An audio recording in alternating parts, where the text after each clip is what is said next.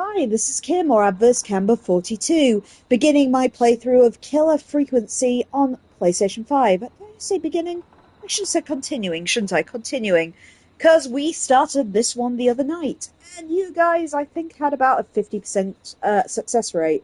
So the story so far is we are Forrest Nash, we are the DJ of a small-town radio station, along with Peggy, who's our producer. Something has really gone south tonight. A serial killer who was thought to be dead, called the Whistling Man, is actually still active, it would seem. He's murdered the sheriff, the town's only dispatcher has gone to another town to get help, and has routed all 911 calls through to our radio station. So people are calling in, reporting being attacked by the Whistling Man, and you guys, in the chat, have to make the right decisions to save their lives. And apparently the quality of our ending depends on it, so 50% success rate. If you want to get a good ending, you gotta pick up your game, apparently. And as previously noted, it's a short game, and we are going to try and get some different endings. But this one I want you guys to get organically, so I'm putting the decision on you, just to see how good you guys are being a crisis, really. So anyway, let's continue the game. It's largely text-based, so everybody pay attention, because your poor choices are going to get some poor souls murdered.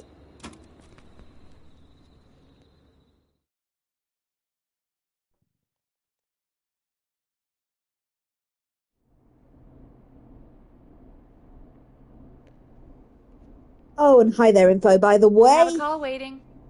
Always nice to have you on the chat, Info. I've just fed the cats for you while that was loading. Or I've just fed Tia, because of course Fat Tia is the one who's here. So you did feed the void to start this. Let's see if that'll be lucky.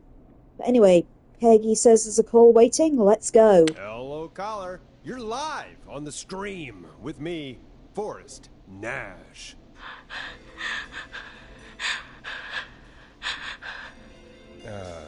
Hello, caller. Who is this?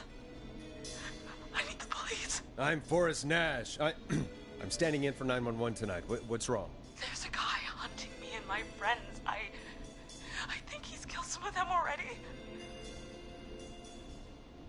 That's him. He's just outside. I can see him from up here. God damn it. She's just a kid.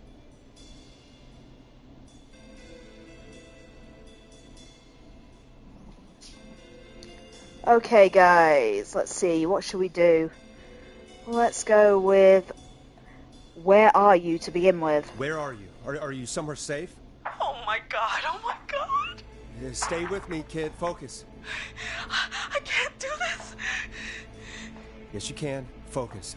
Tell me, what's your name?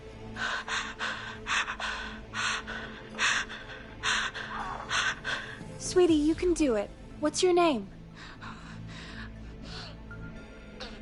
Carrie. Good. Carrie, listen to me. We're gonna get you out of there, all right? Now, where are you? The old murder house. Upstairs. I'm at the end of a hall. There's a bathroom, a couple bedrooms, a closet. Oh, he's coming. Where should I go? Okay, guys, where should Carrie hide? You heard what she said. Does she go into the bathroom, the bedroom, or the closet? And don't forget, your actions have consequences. Info says hide in the bathroom. Okay, Info Shark, let's see what your judgment's like tonight. Go to the bathroom. Okay, I'll...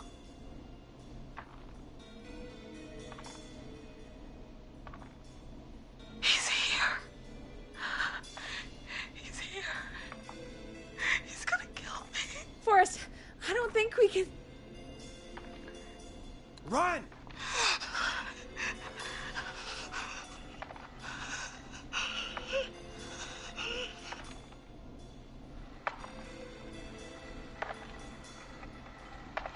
Oh no! Oh no! Oh no!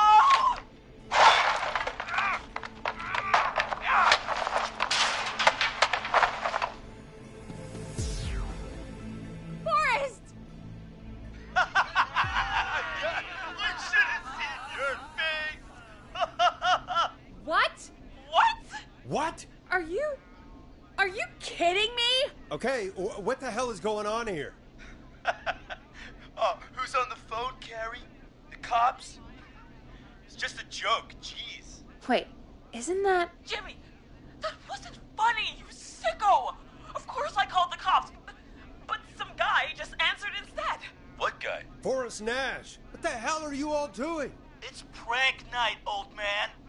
We're just having fun. That's the kid! The kid who called in earlier pretending to be the whistling man. That's it. I'm out of here.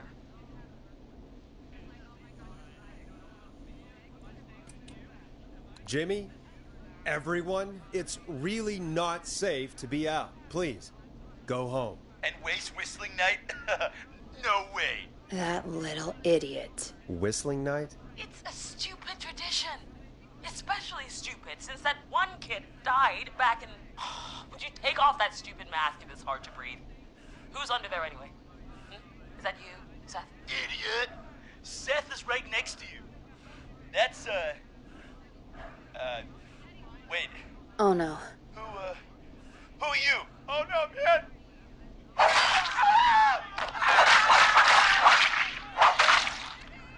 Everyone, get inside!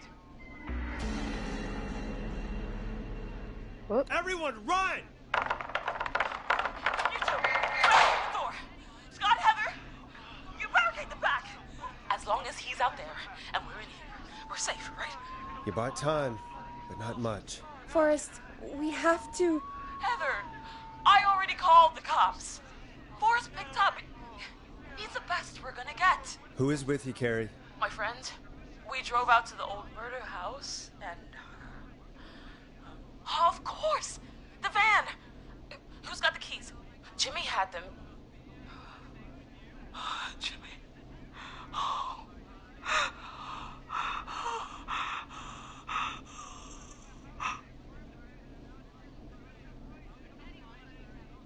Okay. It's gonna be okay, Carrie. Right. We'll figure something out. Between all of you, there's gotta be a way to beat this. Just sit tight, okay? Heather, shut up. If we do that, we're gonna get killed. If only Jeannie were here. Jeannie? Jeannie McPherson? Our intern Jeannie? Yes. She's my best friend and the smartest one out of all of us. She stayed in tonight. Forrest, listen. We'll see what we can come up with, and, What? Scott, you're not any good at... And... No, Chad. Out of all of us, you're not the one to... Everything okay? No. We're figuring out a plan, but everyone's volunteering to do things they're just bad at. I think we can figure out what to do, but I don't think we can agree on who should do what. I think you'll have to be the tiebreaker, or else these idiots are gonna get us killed. But I... Shut up, you... Forrest, I'll call you back. But I don't know anything about your friends. These damn kids never learn. Breathe, Peggy. It's okay. They do this kind of thing every year, Forrest. People get hurt. All right, folks. We're gonna work out a way to save Carrie and her friends. This next one goes out to all the trapped kids out there. Can't remember which ones we've played now. Let's give it a go.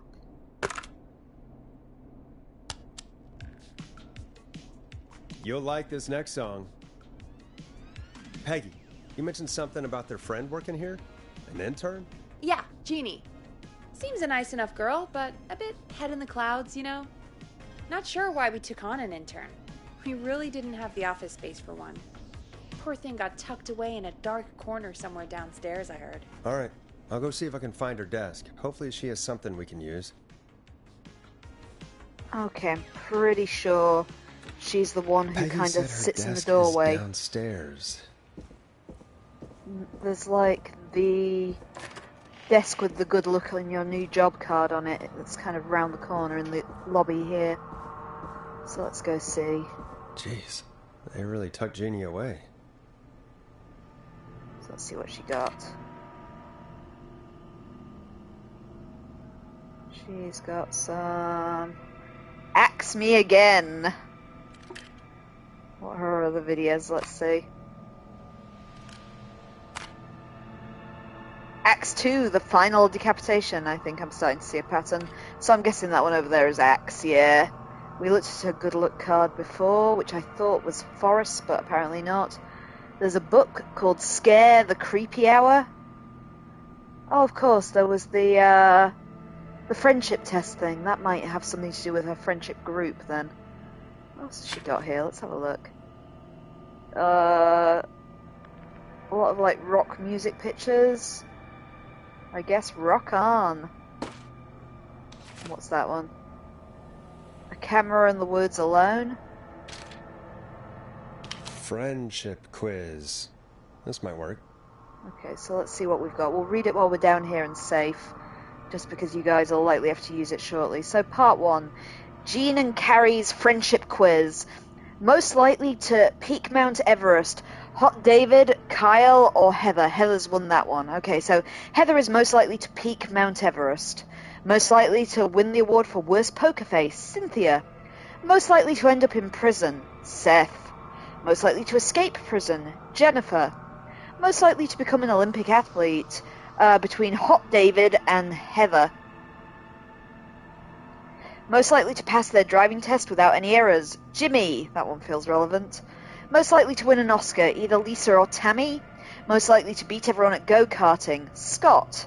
Most likely to trip while running in a horror movie, Jimmy. That also feels relevant. Most likely to end up in a car crash, Scott. Scott, you're not going to be in charge of driving this car, are you? Okay, guys, hope you remembered some of those answers. Oh, did I drop it? Fuck, where did I just drop it? Bollocks, where did that just go?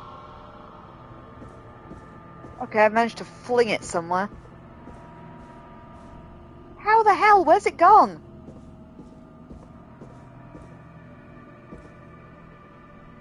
God, I hope I pocketed it. Does he have an inventory? I don't actually know.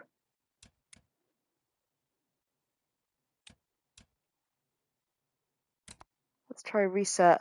Objects will be put into their original locations. I don't know if I want to do that with everything. Let's just try and figure out what I just did with it. I just kind of dropped it while running. Ah, there it is. Thank God. Right, it just landed on its edge in a confusing way. We don't want to do this without the prompt on the screen, do we, guys? Because I think we're about to assign jobs to friends by the sound of that. Okay, are we ready, kids?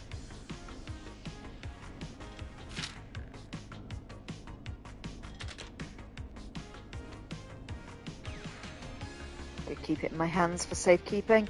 Let's go. Hey, you find anything that'll help us out? Yeah, I found a friendship quiz with all these kids on it. If you think that'll help, then good enough. Carrie's on line 1, whenever you're ready. Okay, Forrest, shut the music off. Okay, guys, are you ready for this? This is Forrest Nash, back again with an unlucky caller on this unlucky night. Carrie, are you there? Yes, we've got a plan, but we can't agree on who should do what. You want me to be the tiebreaker? Exactly. I'm ready. What's the first step? Okay, first things first. We'll need a spotter, someone who can keep an eye on the killer. We'll need someone on the roof. It's gonna be a hard climb. We're deciding between Heather, Kyle, and Hot David.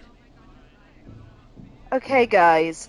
So, here are our answers on the quiz. We want somebody who's going to have to make a difficult climb onto the roof. Between Heather, Kyle, and Hot David. So, if you can see the answers on the screen, info saying Heather. So, Heather is the one who's the most likely to peak Mount Everest. So, that sounds kind of a good idea, info. Try that. Heather's got this. Yes, Heather, he picked you.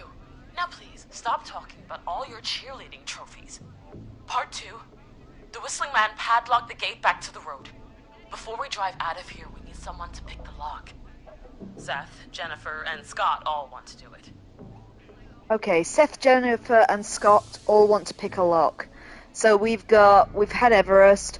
The worst poker face seems irrelevant. Most likely to end up in prison is Seth. Most likely to escape from prison is Jennifer.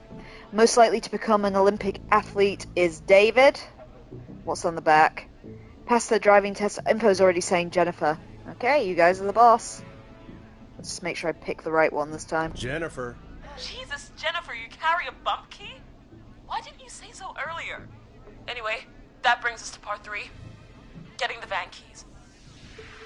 I'll volunteer for this.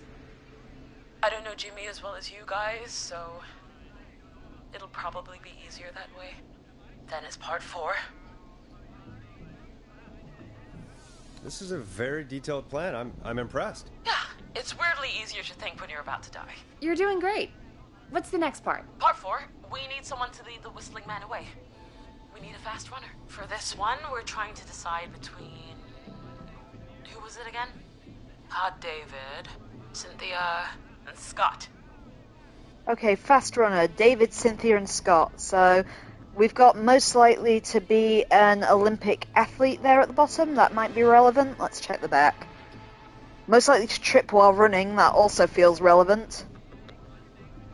I think possibly most likely to become an athlete is relevant there. So you've got Hot David and Seth. We have Cynthia, Hot David, and Scott as options on the board. But it's your guys' show. What do you think? Info saying Hot David. He's specifically Hot David info, not David. So Hot David. Yeah, you, do spend a lot of time running shirtless. You got this, Hot David. Sweet. Okay, let's recap. We get the eyes on the roof. A runner distracts the killer while we grab the van keys and pick the lock on the gate. Now the tricky part. The getaway. Ooh, what's the plan there? Well, we can't all outrun the whistling man. But he thinks we're just a bunch of stupid teens.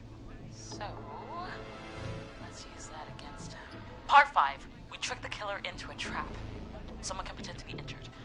Who would make the most believable lead? Who you got? We got Lisa, Tammy, and Cynthia. okay, trick the killer into thinking they're injured. Lisa, Tammy, and Jennifer, I think that was.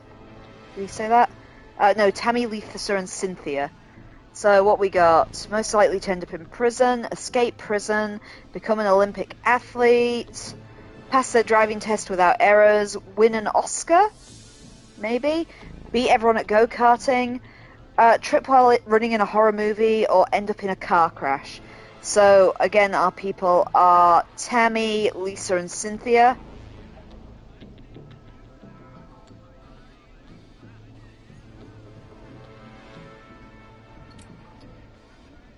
Info wants to see the other side again. There you are. So we've got win the award for the worst poker face in there. End up in prison, escape prison. I think we might have a combination on our hands here because there's some overlap in a few of these. So I'm thinking between poker face and Oscar maybe? Oh, Info's saying he wants Lisa to do it. Okay, Lisa. Where's Lisa on the list? I don't want to press the wrong thing like I did that time before. Okay, Lisa. Lisa. Got her. You're right, Lisa. Having to smile at rude customers is perfect practice. That should take care of the killer. And then it's time to get out of here. Finally, part 6. We need someone who can drive us through the woods and back to Gallows Creek alive. Who's our getaway driver? Should it be... Who have we got?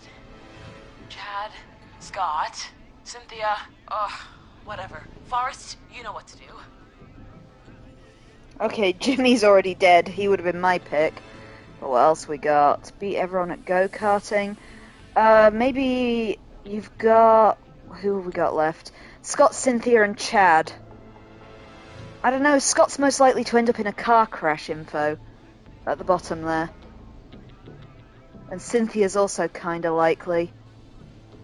So I don't know if that has a bearing on it. Even though Scott's the best at go-karting, you don't have Tammy as an option. You have Scott, Cynthia, or Chad. So Scott's most likely to beat everyone at go-karting, but Scott's also the one that's most likely to crash a car. Chad's pretty good at go-karting, and he's not on the list of car crashers. Cynthia's not on the go-karting list, and she is on the car crash list. So what do you reckon? Scott, Cynthia, or Chad? Chad, are you saying? Final answer info? Because they said this is the last one. Want to go, Chad? Yeah. Okay. Chad. Oh, perfect. Your go-karting experience will be great, Chad. Thanks, Forrest. We'll just take a few seconds for ourselves, and then it's go time. Sounds good. Talk to you in a sec. Good luck, Carrie. That actually sounded like a pretty good plan. I just want to put this thing down. Oh, now I've started it rolling. It's hard. No. There we go. Right. I hope you're right. Yeah, let's hope. Okay, what we doing?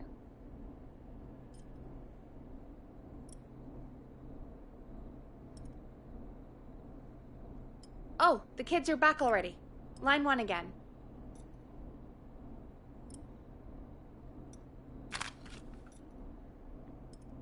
Can't remember which of these tapes I haven't played. Anyway. If you're just tuning in, we're coming to you live with a bunch of teens about to flee a madman. Listener discretion is advised. Are you ready, Carrie? We're good to go, Forrest.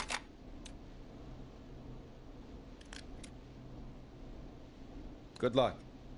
And Godspeed. You got this. Here we go, everyone.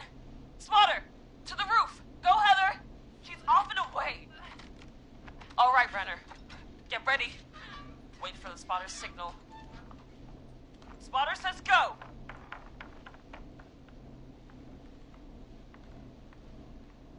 He took the bait. Lockpicker, go. I'll get the keys off Jimmy.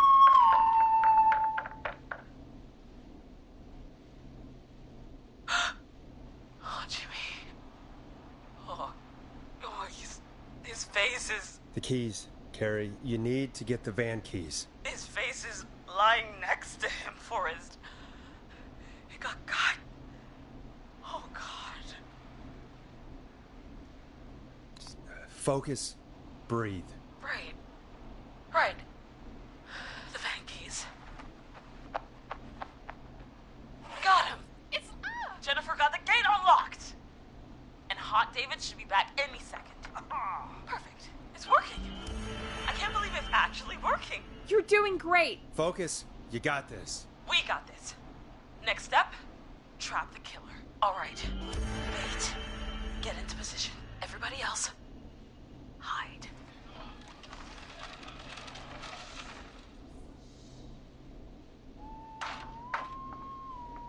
Okay, performer. Now, act like your life depends on it.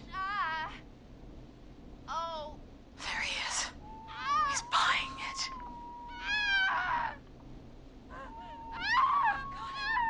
Now! Push the bookshelf over!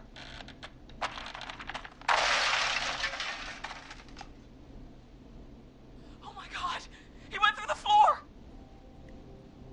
Spotter! You need to climb down now! We gotta go! She's coming down. Yes! Heather! Quick, everyone to the van. Driver, take the keys.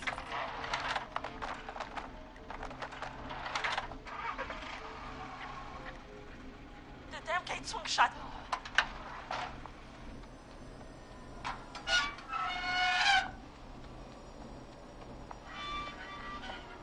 Huh? What? It won't stay open. I'll hold it. You drive through. Carrie! What was that? It's a whistling man. Drive! Now!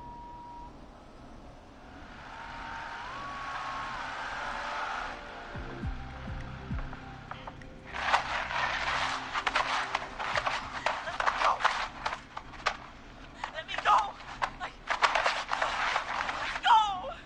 Just drive! Oh my God. Please, no! No!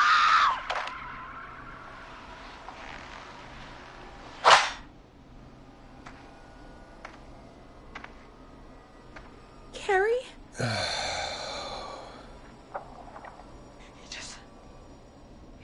He just stared at me. Carrie! Carrie? Just stared at me. And walked into the woods. I don't understand.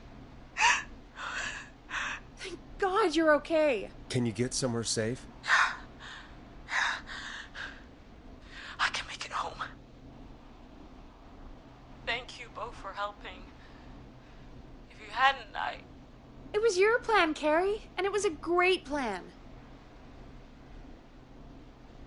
It was really all you, Carrie. Still, I need to get home. Breathe, Carrie. You're okay now. I'll call you when I'm somewhere safe. Talk to you then. Oh, you did so well in Poe, but it's still not over. That was a lot. Our thoughts go out to Jimmy's parents in this awful time. For any kids listening in, please stay inside and stay safe. And parents, hug your kids extra tight tonight. Here's a song for the girl walking home in the dark.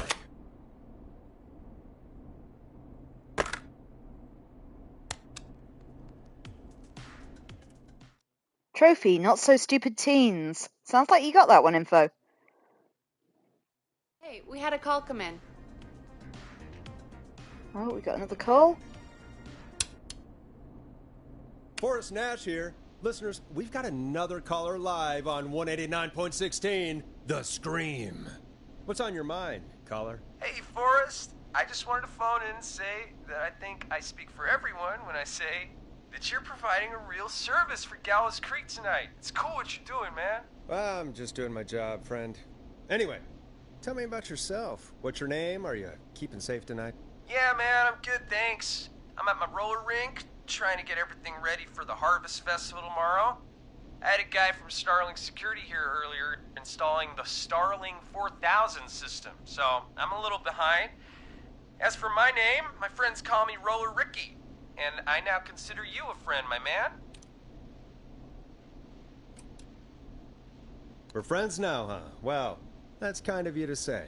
Thanks. Yeah, man. Sounds like roller skating is more than just a job to you. So is this vocational? I wasn't always Roller Ricky. Once upon a time, believe it or not, I used to go by just Ricky. Yeah, back then, things were pretty rough. I used to roll with a bad crowd. Not all bad, but there was one guy. Anyway, some bad stuff went down. I harbored a lot of guilt for a long time and turned to the bottle. I didn't really talk about it or even know how to talk. It's just how it was. That bottle took the best years of my life. Or so I thought. It's never too late, Roller Ricky. How did you turn things around? I joined a support group. I opened up about my problems, and sharing that burden just took so much weight off. It's a long story from there, but I found roller disco. I learned how to have fun again, cutting loose and making shapes. Now whenever I get down, I get down. I'm finally free from it all, man. It's important just to talk to somebody. That's the first step. Ain't that right, Max? Aw, hello, Max. Well, he certainly sounds like a good boy. Max is my emotional support dog. He's a rescue dog, but I always say he's the one that rescued me. He's the best dog a guy could ask for. Of course, the first thing I did was teach him how to skate. He's better than me now, a real pro. Max can skate. Yeah, man. At first they said it couldn't be done, and then they said it shouldn't be done. But Maxie loves the rink, man. Is that another train, Maxie? Maxie loves trains, man. He's even got that special howl to greet them. Let's remember that howl, that feels relevant. It sounds like you two make a great pair. Maxie appreciates all the positivity you're throwing out, my man. You know, I'm actually hosting free skating lessons tomorrow at the festival. I think it's a great opportunity to give back to the community. Man, all this talk of skating's got me itching for a boogie. Before I switch my radio off for the night, could I request a song for us? Something I can groove to, you know, something funky. It'll be me and Maxie's final boogie breakdown tonight. Then I think we'll take it down a level. I can do that. Thanks again for calling. You and Max, be safe now, okay? Bye, Maxie. You got it, man. Peace. Well, folks, this next one goes out to Roller Ricky and Max. Enjoy. That one looks kind of funky. Let's see.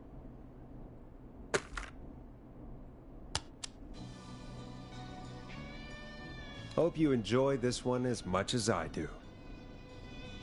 I really needed that call, you know, after everything. Yeah, I get that. He talked a bit much for my taste, but it is inspiring to hear somebody come back from the brink like that. Yeah, that's what I meant. You were thinking about Max on skates, weren't you? Well, would you look at that? Another caller on the line. What are the odds? Better take it. Okay, another caller. Welcome back to 189.16, The Scream. This is Forrest Nash. How are you tonight, caller? I'm doing okay. I made it home safe. Gary! Hey, I just wanted to thank you for doing what you could earlier. You know, even though we lost Jimmy, and I don't know. Hey, it's okay. You were so brave earlier.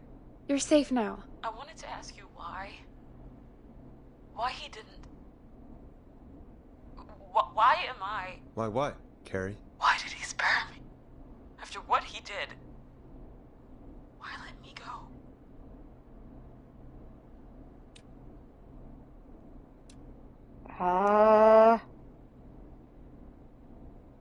Maybe he wanted the pranksters? Maybe he only wanted to hurt the pranksters. Maybe. Did he just think everyone was making fun of him? Did he always hate these hazing rituals? I mean, if he did, why wait all these years to... Why do this now? These stupid hazing nights have to stop. Carrie, you did so well tonight. Stay safe and rest. Help is coming to Gallows Creek. We just need to hold on. Thanks, Peggy. Hey, Forrest? Could I request a song? Of course, Carrie. What song? Any song by Blast Processor. And thank you. This next one goes out to Carrie.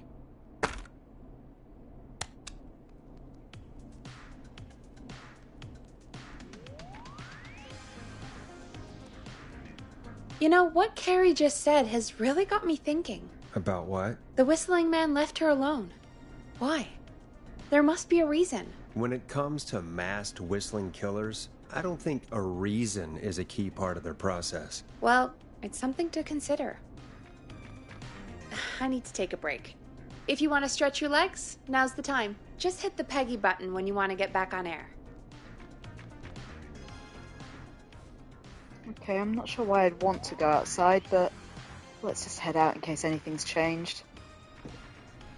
But, you know, a killer has broken into the lobby and left me a note or anything like that.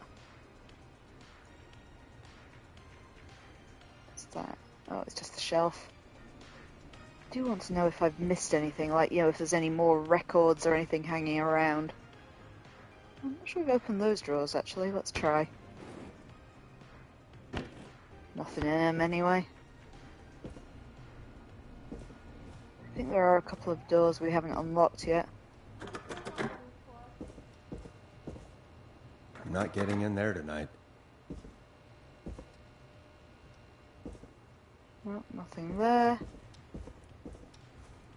Let's just keep looking around.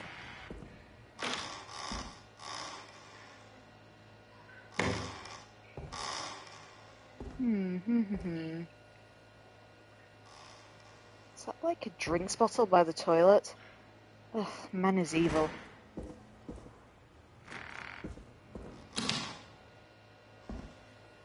One of those stickers you're not supposed to stick everywhere.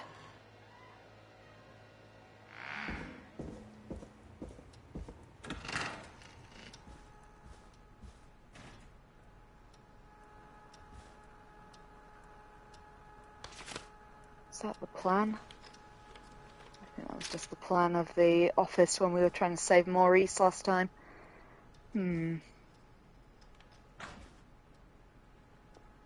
Have a quick look around in case I missed anything on the floor. Sorry about this, just trying to uncover any secrets this game may have. We've definitely opened all those desk drawers.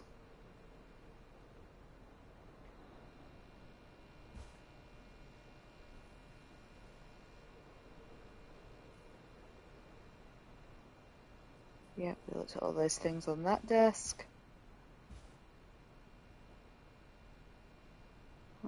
sticky on the ground.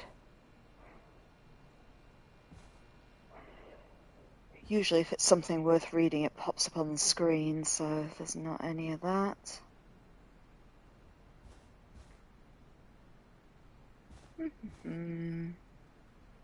Can't look in his waste paper basket. Wonder if I've opened those drawers already.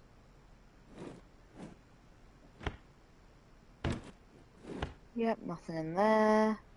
We've definitely scoured that guy's desk. We read the magazine. Doesn't seem to be anything on there.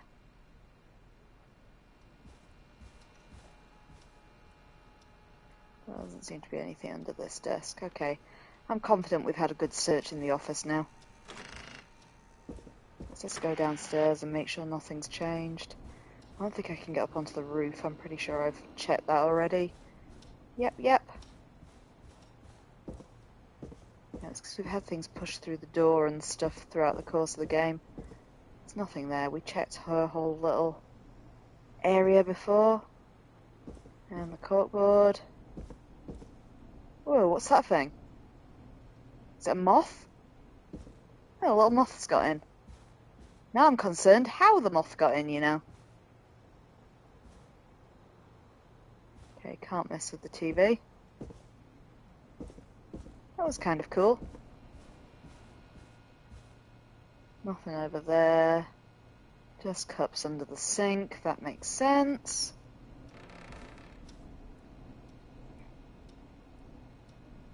That just looks like kitchen roll and stuff. Nothing really of interest behind the counter. Except for all Barbara's cat pictures. I need a key to get in there. Okay, we still can't open the back door. That one's still locked. That one's still locked. That's not open. That one's still locked. That one's still locked. I'm concerned about all the Locked tight. groundwater leaking in under those doors, but hey.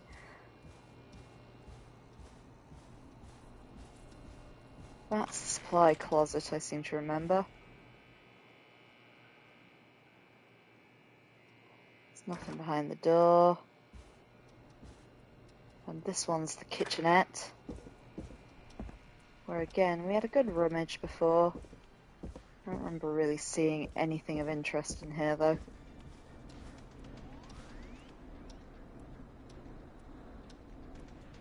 I mean, there was the videotape labelled 7 days, which is somewhat concerning. But nothing really jumping out at me as something of interest. That's a mousetrap.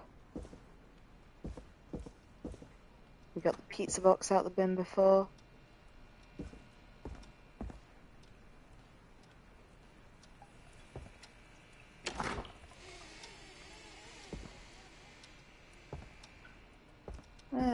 Nope. Nothing's changed. It wasn't a subtle hint to go and explore. It was just a legitimate, you might have missed something, I guess. But I think we've been pretty thorough. So let's head back to the booth.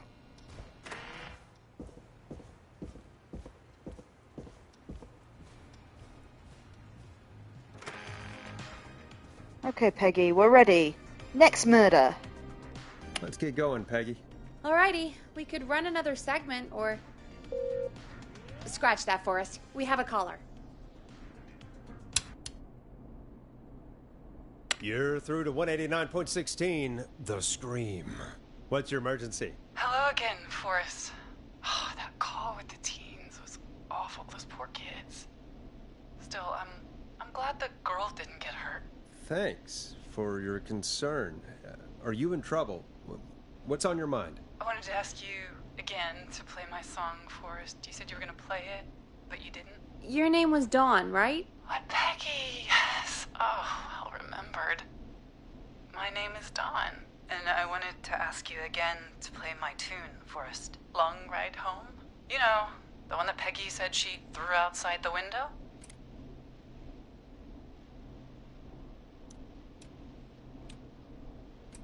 Maybe another song? I'll play a track for you, Don, but maybe pick another one. We don't exactly have that one in rotation right now. No, Forrest. You do have it. It's just outside the window. There's a serial killer on the loose. I can't just go outside hunting for a record. I'm really sorry, Dawn, but we just can't get it right now. But wasn't the Whistling Man just at the old murder house? That's miles from the station. It won't take you a second to grab it. I'm a bit sus, Dawn. Call us back tomorrow when this is all over, Dawn, and I'll gladly play it for you then. No, that won't do. Don't worry. I think I can bring you around. Forrest? Peggy, I'm calling with more than a request. I know something. I think I know who's gonna be next. What? Are you serious? Play my song, Forrest, and you'll find out. Well, folks, here's some music for you while I think things over.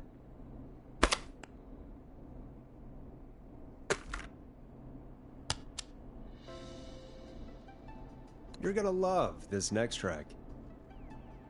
Is she serious, Peggy? She's serious about hearing that song, that's for sure. Peggy, I mean, is she serious about... I don't know, Forrest, but we don't really have a choice, do we? If she's telling the truth... All right, I'll do it. You're a good man, Forrest. I'll slide you the key to the fire door. Oh, God. Wait. Our fire door has to be unlocked? Yeah, You know, I never thought about it, but yeah. We should talk to Reggie about that later. Anyway, I'll hold the fort down while you're out. Maybe I'll even get a caller. That could be exciting. 189.16, The Screw. With me, Peggy. Oh, gee, thanks, Peggy. I'm really looking forward to going out into Murder Alley while the murderer is loose. How much of the game is left? While I'm going to get murdered outside? Just asking. Alright, to the ginnel. It's been nice knowing y'all. If there's even the hint of whistling, I'm bolting. Oh, was this the alleyway from the start of the game? You know, I hope she'll be happy when I'm brutally murdered by the Whistling Man. Out here, in the open, alone. Okay. It's just outside, they said. We're looking for a record that Peggy flung out of the window, and we might be shivved.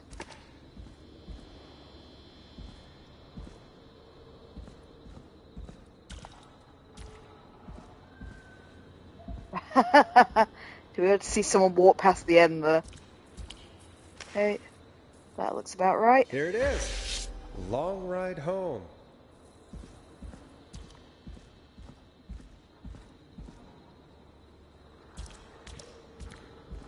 So we might have just let someone in, I guess.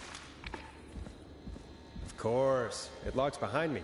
And of course the key doesn't work on this side. Fantastic. Maybe there's another way back in through the basement. A door, elevator, or something. Well, that sounds smart. How do we get into the basement? Freight elevator only? Oh. Is that not the button? And that's broken too. Only the best for K-Fam. Let's see if I can fix this. Looks like a power issue. I should check the fuse box. Okay, where do fuse boxes... Oh, fuse boxes normally on the inside of buildings? Let's follow that wire, I guess.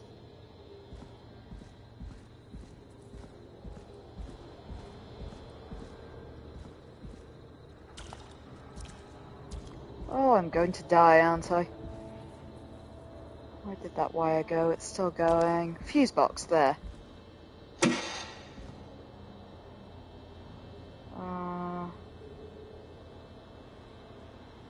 Looks like I'm gonna have to hunt around for some new fuses. Oh, multiple fuses, okay. Let's just swap hands with that. I can't remember how to swap hands now. There we go. Let's take out all the dud ones, I guess.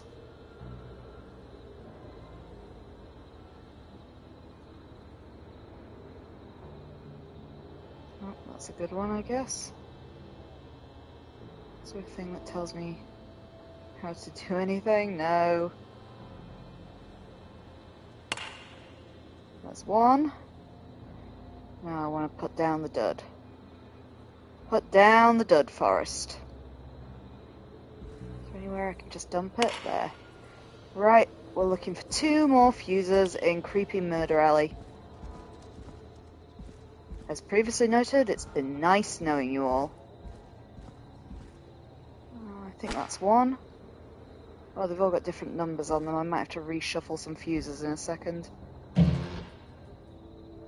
Nothing in that dumpster. Nothing in that dumpster. Better hope there's only one killer, Forrest, because if there's multiple, we're fucked.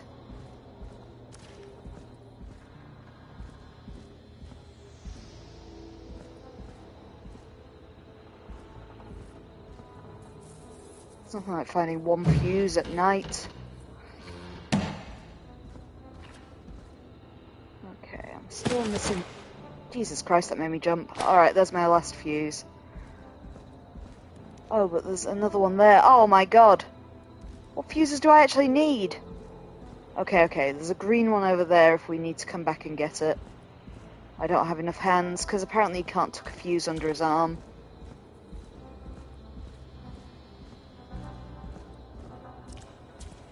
So let's head back and see what we got. Oh yeah, gotta put them down first, don't I? So I can take out the old ones.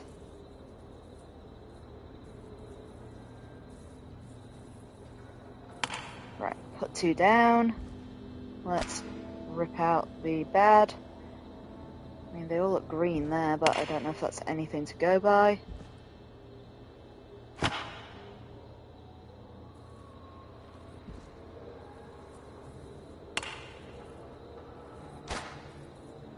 So what we got? We got A20, A5, A15. Let's see if we can get it by sheer chance. Is that another one? No, that's just a bottle. What's that one say? A30.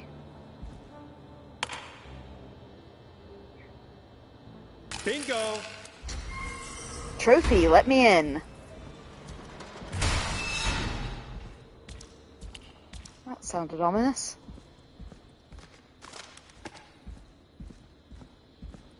Huh. Ha. I could probably survive that fall. Okay. Surviving the fall it is, then. And we've left a big gaping door open for a killer, just saying. Looks like the janitor's closet. What did Peggy say his name was? Clive? Oh? Clive has a kind of secret murder hole. With mannequins with crosses in the eyes.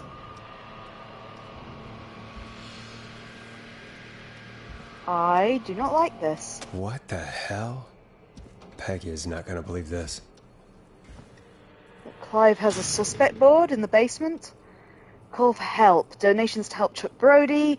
Former Gallows High Captain Chuck Brody suffered a career-ending injury as a victim of the festival disaster last year.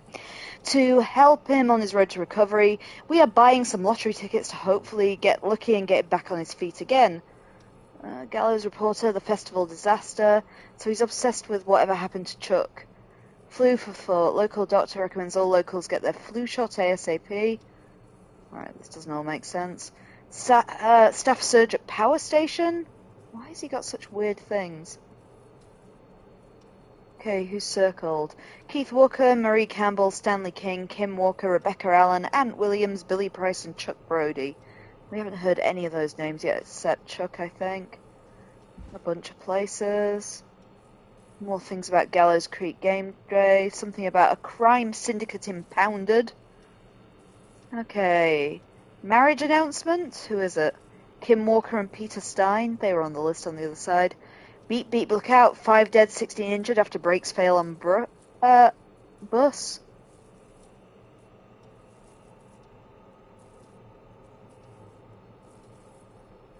Quiet Ridge Health and Safety. Oh my god, there's no connection here. Sorry, I'm carrying this head around because there was a trophy I noticed when I was scrolling through the other day that said something about putting a mannequin head in a fridge. So that's the only reason I'm taking it for a little walk right now. Okay, we've made our way out of the janitor's closet. If we continue around a bit... I don't want to know what all the red is under those bags.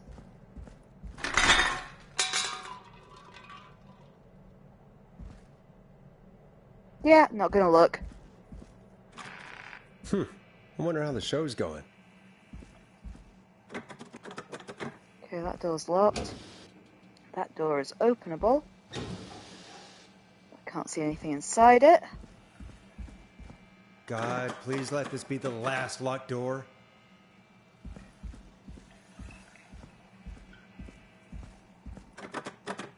Okay, so I can't go anywhere this way. So how do I get back upstairs? There's nothing in this trash pile corner.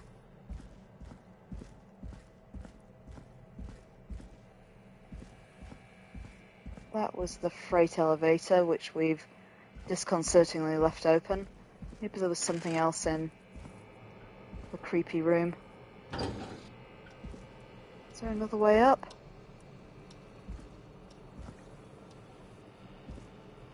In his weird little dark room. It was one of the other victims, I think it was one of the ones we saved, mentioned Clive before, and Clive is the name of our janitor. Okay, there is no way up there. There's no, like, key in that cabinet. I am really not sure where we're going now. There's got to be some way through in one of these hallways, though. It's not a way up.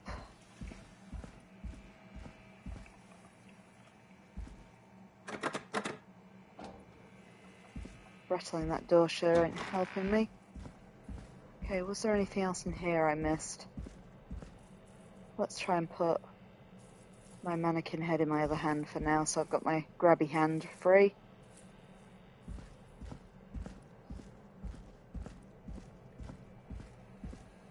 Okay, I don't think I've opened that one yet. There's nothing inside it anyway. So, what have I missed?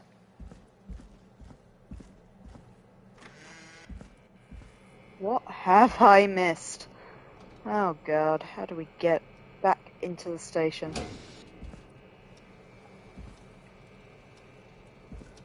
Just making sure I didn't miss anything on his desk or anything.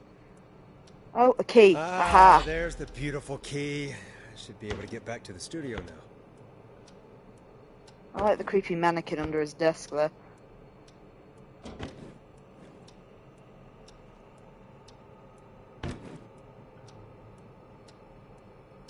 Just reaching out to me. Yep, nope.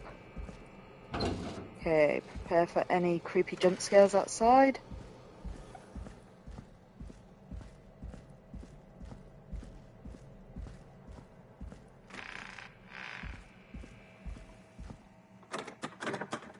Okay, not that one. This one, I guess. Yes. You know, let's close that door. How about that? Nope. Well, we've given the killer away in. And into the freezer with you for that random trophy I saw. There we go. Fridge horror. Yeah, I don't know why that one caught my eye. I was wondering where we'd find the mannequin head from.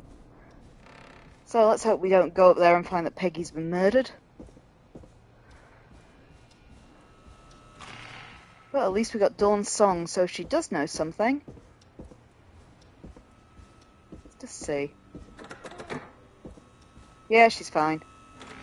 Isn't that such a good song, folks? And now for... Jesus, Forrest, you've been gone for ages. I thought something had happened. Something did happen. Clive, the janitor, might be Clive, the murderer. What? I'll start from the beginning. The fire door locked behind me, so Okay, it's 2:40. We've almost survived 3 hours, I think. That thing all the way up here. because the basement's creepy as hell, and I don't like standing around down there. Fair. All right, let's run through this again. We have a creepy board you found in a creepy basement made by our creepy janitor who you think is the creepy whistling man. Yep. And on the creepy board are the names Chuck Brody, Kim Walker, Rebecca Allen, and Aunt Williams. Correct. And you think one of these people will be the whistling man's, Clive's, next target. That's right. And we've got to find him. You said there are 4 locations listed there too? The hospital, the power station, the gas station, and the trailer park. Clive must think the target is at one of those locations. Forrest, you're gonna have to figure out if any of the potential targets are at one of these locations tonight. Hit the button if you need any help.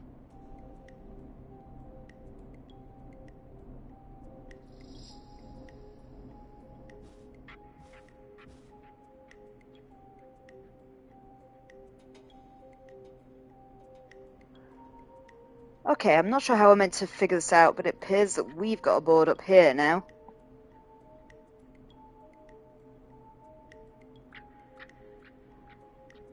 So let's try and figure out where the killer might strike next. So we got names. We got Chuck Brody, Kim Walker, Rebecca Allen, Aunt Williams. Call for donations to help Chuck Brody. Drop tickets in the buckets below, thanks. So, Chuck Brody's had an injury, and there he is on the end. Look at him. So that's 2 things mentioning Chuck Brody. Festival of Disaster, Big Wheel breaks free. Hey, weren't we just discussing that in Liza P? Ominous. 15 injured, who's to blame? The Gallow Creek Harvest Festival closed early this year after tragedy struck hours after opening. The Big Wheel broke free from its support and rolled through town. Investigation is currently underway. More on page 12. We literally discussed the possibility of this happening in Liza P earlier. Spooky. But anyway, so that was 3 years ago, because... Oh no, we're 87 at the moment, aren't we? Not 77. Okay, so that happened substantially far. So, staff surge at power station. Gallows Creek Power Station hires 20 new staff. Oh, 12 of which were students. So, does Chuck Brody work for them? Flew for thought, local doctor Kim Walker. Kim Walker is the local doctor. Flu season is upon us. Okay, so they could be at the power station, the trailer park, the hospital, or the gas station. So I guess there's a good chance Kim's at the hospital on that basis. Can I stick that anywhere?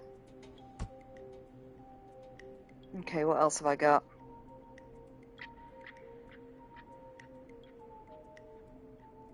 So we got marriage announcement, Kim Walker and Peter Stein on the 30th of May. Yep, okay. Crime syndicate impounded, shut down from the inside. Arrests were made. The informant asked to remain on will be referred to as RA.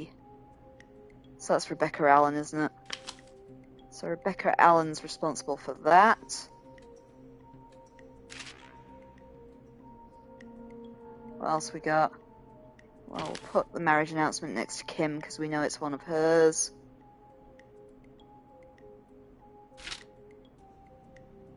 His is already kind of in line. Justice for fall victims. A 2-year investigation into the festival accident has concluded. Investigators blame 2 engineers that were contracted at a local power station, Ant and Sean. So Ant works at the power station.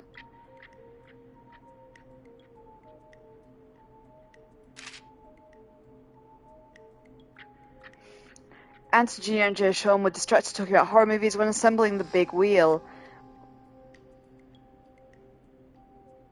So it might be Ant's fault for the big wheel incident, but Ant works at the power station, I guess.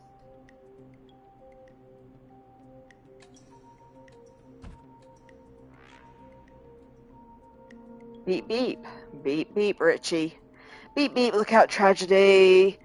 The deceased have been identified as Dr. Rudd, Dr. Horton, Mr. P. Stein, Mrs. K. Stein. Oh, if Kim took on the name of her husband, she's now dead. So we don't have to worry about her. He's not going to be going for a dead woman. What else we got? Games Day, Gallow Creek. Official match, presumably. That face. That's Chuck Brody, isn't it, on the picture? Cheap trailer for style, tree, blah blah blah. Contact estate agent Tyler Wallace for more information. I'm sick of being a local celebrity. People are mean to me. I only stole a few cars. Who cares? Buy a new one. I'm selling my trailer. Do we have... I don't think we had a Tyler, did we? Let's just ignore that for now. Quiet Ridge Health and Safety Conviction. Do you hear... featuring special mystery guest, lead engineer responsible for the Gallows Creek Harvest Festival designer. So that's Ant.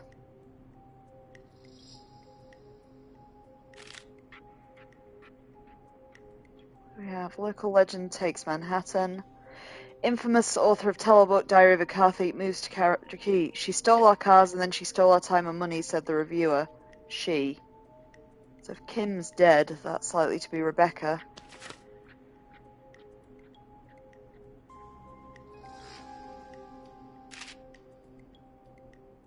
Is your car safe? Sheriff Matthews said, be suspicious of behavior after multiple car thefts.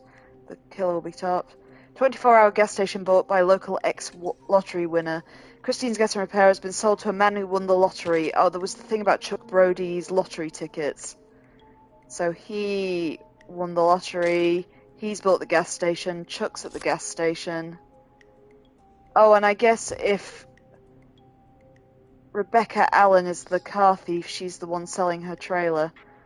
Oh, Tyler Morris is the estate agent, so Kim Wallace must be at the trailer park. She owns a trailer.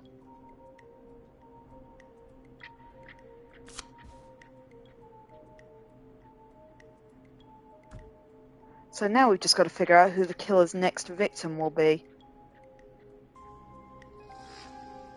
So, shall we assume that we've got to look at this board as well? So let's just try and figure out. So what's the murder house? Because that's where we know the killer was last. Little Shop of Flowers. So that's where I am. K-Fam. Ponte's Pizza, Gallows and Sons. Christine's Gas and Repair is over there. Near Roller Ricky's as well. Place Sasha's Grilling Spee. So where do we think the murder house is?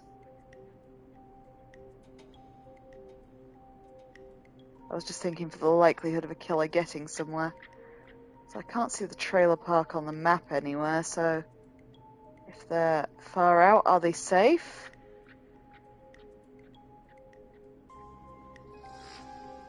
Where's the power station as well? Ironside Power Station's all the way up there off Pele Street.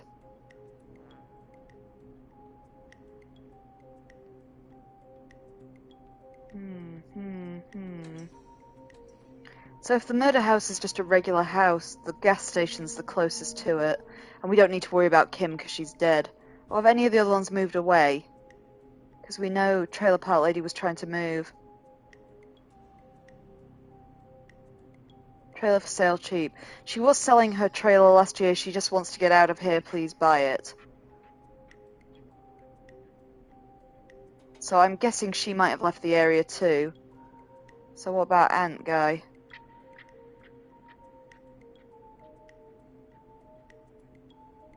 I turn my mistake into a career.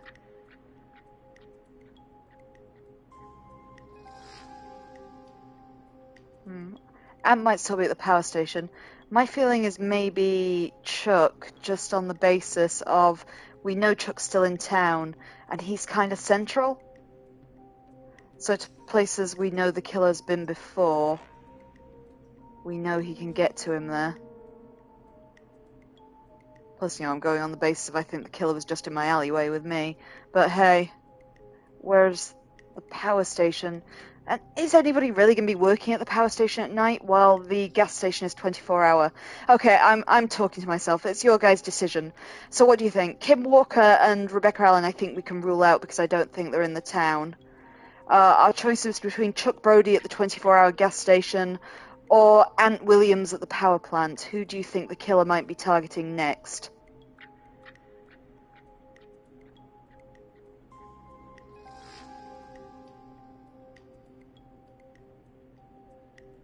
Info saying gas station, so we're thinking Chuck. Right, let's go. How's it going? I'm ready, Peggy. Are you sure? We've only got one shot at this. I'm sure. Let's do this. Okay, name first. Who do you think the target is? Chuck Brody. Chuck Brody. And where will I find them? The power station. No, it wasn't. It was the gas station. Distracted. The gas station. Okay, I'm dialing. One moment.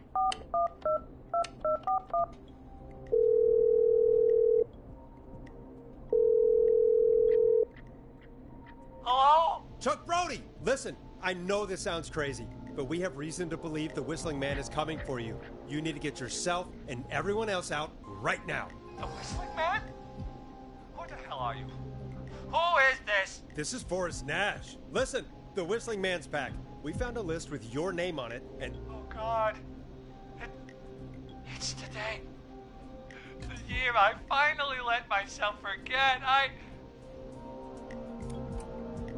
Quit talking and run! I think he ran off. Well, fingers crossed that Chuck... Jeez! It sounds like something blew up! He's using bombs now? Is Chuck? I don't know. Hang on, we're getting a call. Hello? Chuck? Chuck! Forrest! The whole goddamn gas station's gone up. Is anyone hurt? I don't think so. I got everyone to follow me out. The town's only ambulance was blown to hell, though. Yeah. Damn it, that fireball threw me. I've got to get to the hospital. I'm not feeling great. Forrest, man, I can't thank you enough, but... Damn, I gotta go. Wait, Damn it. We lost him. What was that about today? Oh, Forrest, the call board is lighting up. Get us into some music while I deal with this. Good work, Info. I think you saved another one. And hi, Alpha. How you doing? This is actually a new game for me. We only started playing it last session. Here's some music while we regroup here on KFAM 189.16, The Stream. And we're still on our first playthrough of it as well.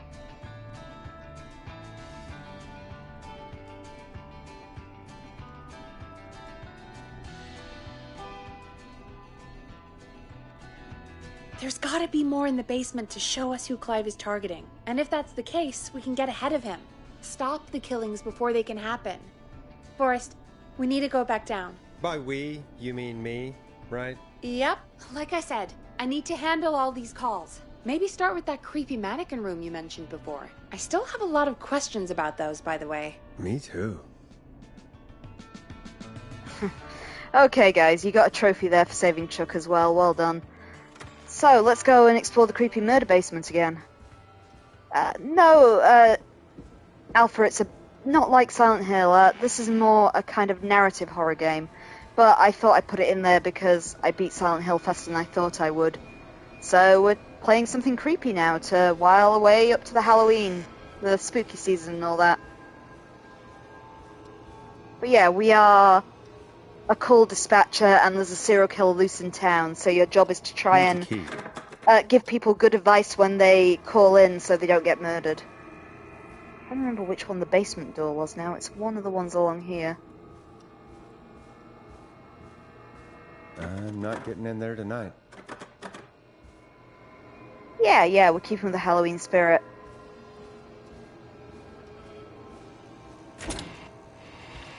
Oh, have I got to go around the outside and down again? So, there's the basement, and we've got to go and look in the creepy janitor's dark room murder closet thing again.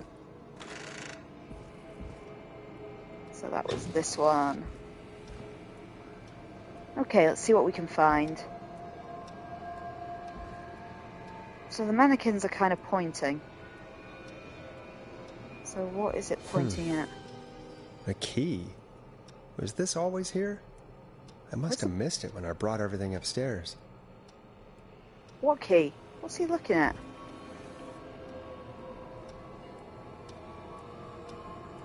Not sure what he spotted, to be honest. Did I pick up a key? Got a mannequin arm.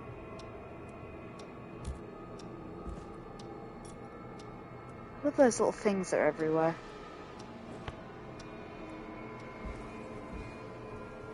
Not sure if I just picked up a key somewhere. Oh, there it is. No, that definitely wasn't here before. For basement storage. Okay. Let's go have a look.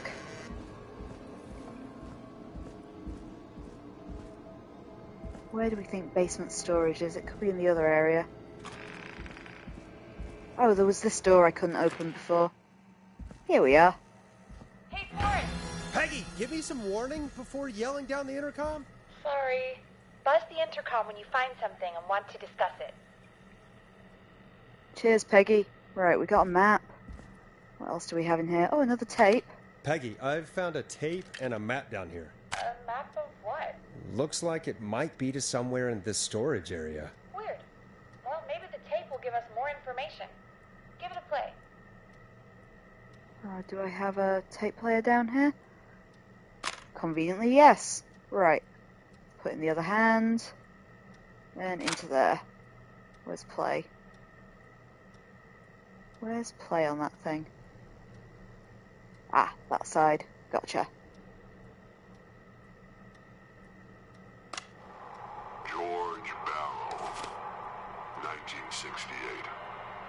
That's when this all began for me. Follow the maps. Find the tapes. I'll be waiting. Wait. George Barrow? We all heard that he drowned after a night out drinking. Was it actually Clive? Has Clive really been the whistling man for that long? He says I need to follow the maps and find the tapes. I guess that's what this map is about. I think we need to see what else is hidden down here. Be careful, Forrest. Keep looking. Buzz the intercom when you found something. This game's called Killer Frequency. It was released a couple of years ago. I think it was 2023, something like that. It's an indie game from Team 17. So was that where he... I was just trying to see what this thing is in the map. Does it look like that? Maybe not. It might be slightly different wrecking. So it said follow the clues, so let's presume we've got to go and find that wrecking somewhere. Oh, maybe in here. Okay, let's see what we got. So there are like loads of boxes on one end and something shiny on the shelf next to it. Might be this one. So like that thing. Time of autopsy is 7 a.m. Cause of death is asphyxiation from drowning. The degree of rigor mortis indicates that the subject has been deceased for 5 hours. That puts the time of death... Okay, it's like an end table in a corner, the next one we're looking for. Yeah, thanks for this. Clive, this is really spooky.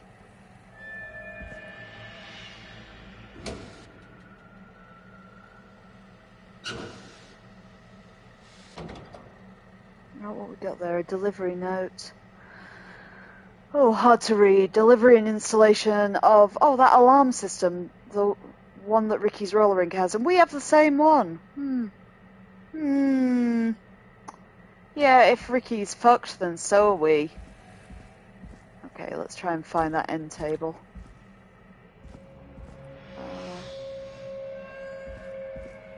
You can kind of hear breathing in the background.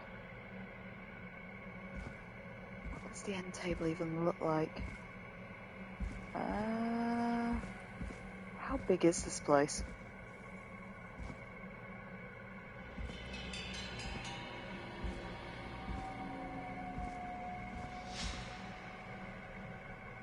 Okay, let's look at that picture again. No, it definitely looks like a little end table. We might have missed it somewhere. Let's back up and see if we can spot it again. It did say follow the clues, listen to the tapes. So, if I can get better lighting, it definitely does look like a little low table in a corner next to maybe some overturned chairs.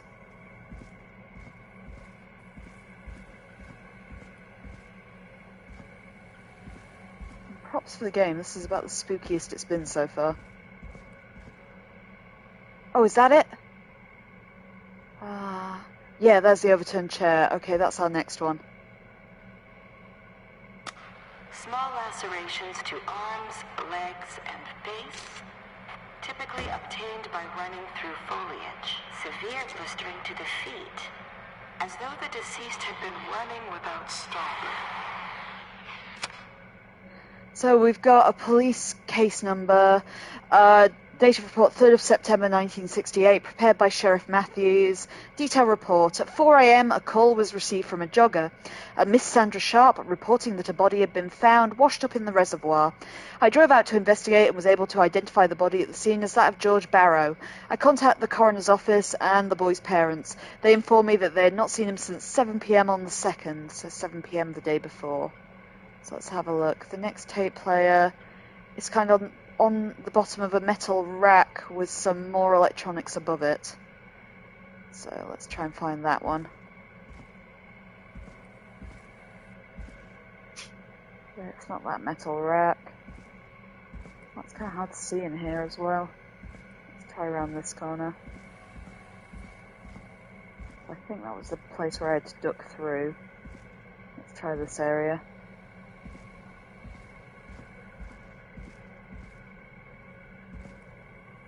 No, it's not through here. Another moth, though. Okay, so I'm looking for a metal... Let's look at it again.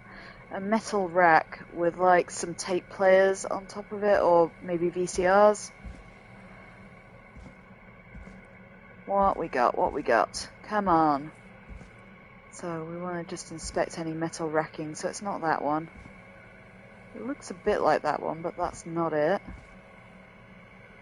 Nothing in that corner.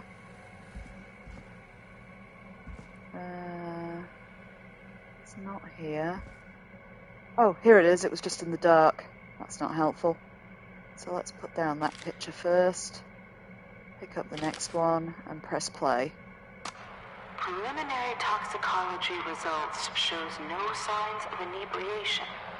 However, a high amount of cortisol was found, indicating elevated levels of stress in the immediate moments before death.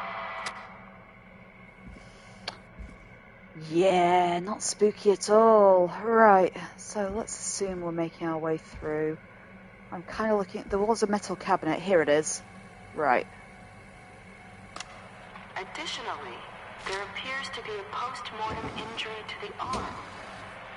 It looks like it was trapped in a car door. Okay, I can't see another picture around here. Unless I've got to carry on and find it. Usually they were right next to them. Because that's the one I had before. I would have guessed it'd be in the cabinet. It doesn't seem to be reacting to anything in there. Oh, it's there. Got it. So now we're looking for a metal cabinet in a place where there's a lot of newspapers on the floor. So let's carry on through. Ah, there we go. So presumably inside this. Yeah, there it is. Right. It is the coroner's opinion that the subject likely feared for his life and was chased, resulting in a fall from a height into a body of water, where he hit his head, was knocked out, and drowned. Following that, he was moved. Dr. Sullivan, we need to have a talk. That recording. Shut it off. Okay, and that's round here. We came here before. I think it's pointing at the actual cabinet, so let's have a look. Not that one. Oh, is that another CD? I want that. A new vinyl for my collection. Oh, we gained another vinyl. Cool. Nothing in that one. Oh, is it there on the top after all that? If you're listening to this, then I'm probably dead. What the... I'm a man who likes to stay informed. I've got subscriptions to newspapers all over the country. A few weeks ago, I noticed headlines cropping up in those papers, one after the other. Each headline about a murder. Each murder, the death of someone I knew almost 20 years ago. And each one drawing closer to Gallows Creek. Drawing closer to the anniversary. None of us are innocent, but I don't think we deserve killing. All I hope now is that I can save some folk from the worst. That I can, I don't know, do something to make up for what I did back then, I guess. I didn't kill anyone, mind you, but that's past mattering. Now, there's more I could say, that I should say, but my employer made it clear that my family would pay a high price if I ever spoke out. So, hopefully I've said enough for you, listener, whoever the hell you are, to start putting the truth together. What the hell? Peggy is not going to believe this. Oh, it's going to make me walk back out. Oh, I don't know how I got in here. But anyway, I want to look at this thing that I'm holding because I can't see what it is. Gallows Creek High School presents Humpty Dumpty, a tragic story of love, tragedy and betrayal, starring Maisie Cartwright as Dawn. As Dawn? Huh. George Barrow as Henry, also with Marie Campbell as Anne. Oh, yes, Alpha, yeah, I think you are mixing it up with a different game. I played Lost Records maybe back in August. That's a different game. That's from the makers of Life is Strange. It's from the studio that brought us Dredge, but I'm not really sure what else they've done. The actual creators of this game. Alright, let's try and figure out our way. That must be how we came in.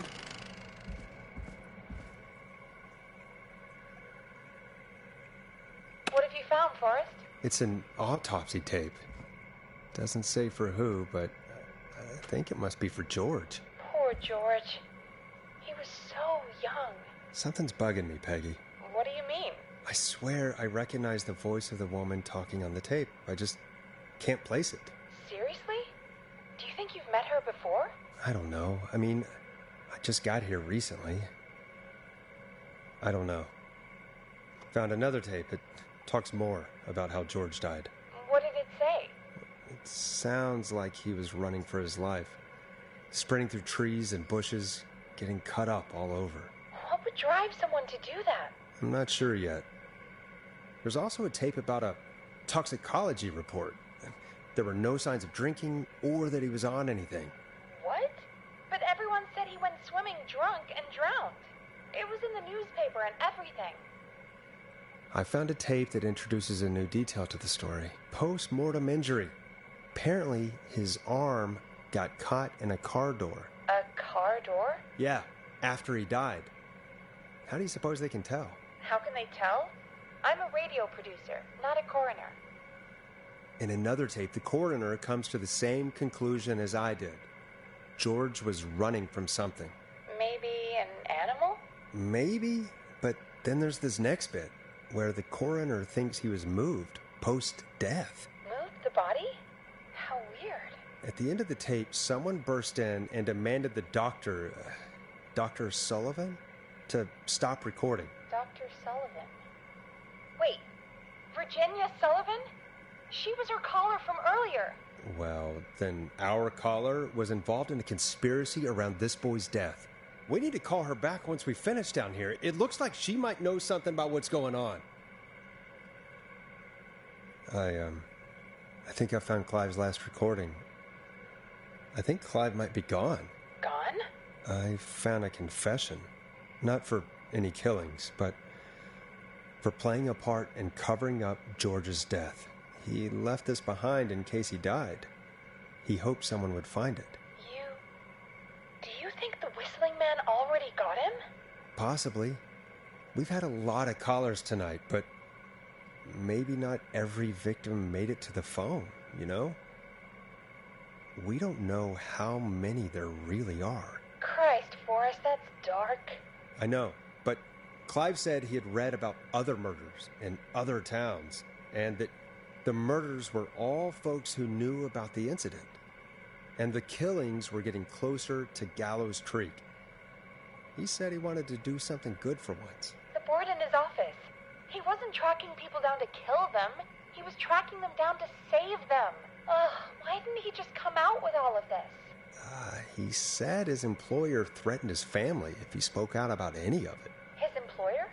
The one who orchestrated the cover-up? Oh, Clive. I'm sorry for thinking you'd killed all those people.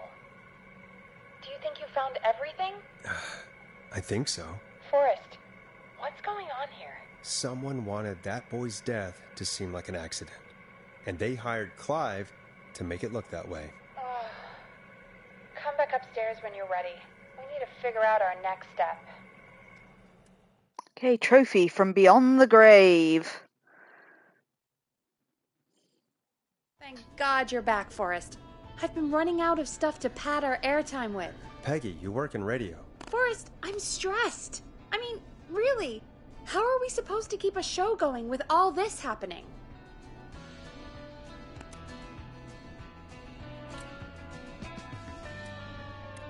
This is our job, Peggy. We gotta do it. You're right. So, what's the plan now? I think we should call Virginia back. All right, I'll get her on the line. Hello again, Gallows Creek. This is Forrest Nash. We're circling closer to the truth behind tonight's events. To this end, we're calling back one of our earlier callers, Virginia Sullivan.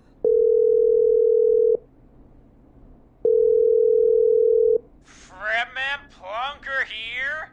Who's this? Is it you? Goose? No, it's Forrest. Plunker, hey, it's the Radio Man, Forrest Nash. Radio Man? What's up? Solving mysteries, saving lives. The huge. Right on. Plunker, what are you doing at Virginia's house? She asked if we could stay to keep an eye out for that whistling turd. So we're hanging out, bro. Well, that's big of you, Plunker. No, it's nothing. Can I speak to Virginia? Sure thing, Radio Man. I'll just go get her. Who is this? Hey, Virginia, it's Forrest. I'm glad you're still okay. Oh, Forrest. Sorry, I'm still jumpy. I'd be jumpy too. I can't blame you. I'd be jumpy too. I'm so sorry this happened to you, Virginia. I thought I was. I thought... Easy. We're not calling to talk about earlier. We're calling because we think you can help us understand why this is happening tonight. Me? What would I know? Does the name Clive mean anything to you? Clive? No. I don't know that name. What are you asking about this for? You mentioned that name earlier when you called us the first time. I don't know what I said then. I was petrified, Forrest. Clive's the janitor at our station, and we know you spoke to him in the past. Forrest, please. You don't know what you're doing. He'll come for me. Virginia, it's okay. Clive won't be coming after you. We think Clive's dead. Dead? But isn't he? He's the whistling man, Forrest.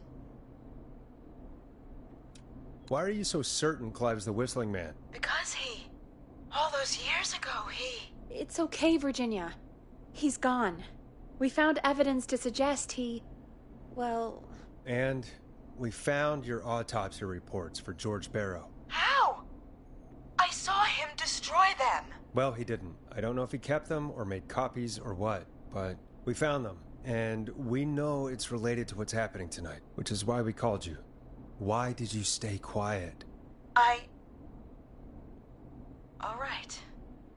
One day, I came into work to find a boy on my slab. And as I finished the autopsy, this man, Clive, he just burst in.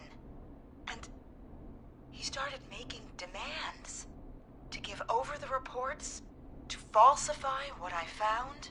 Of course I said no.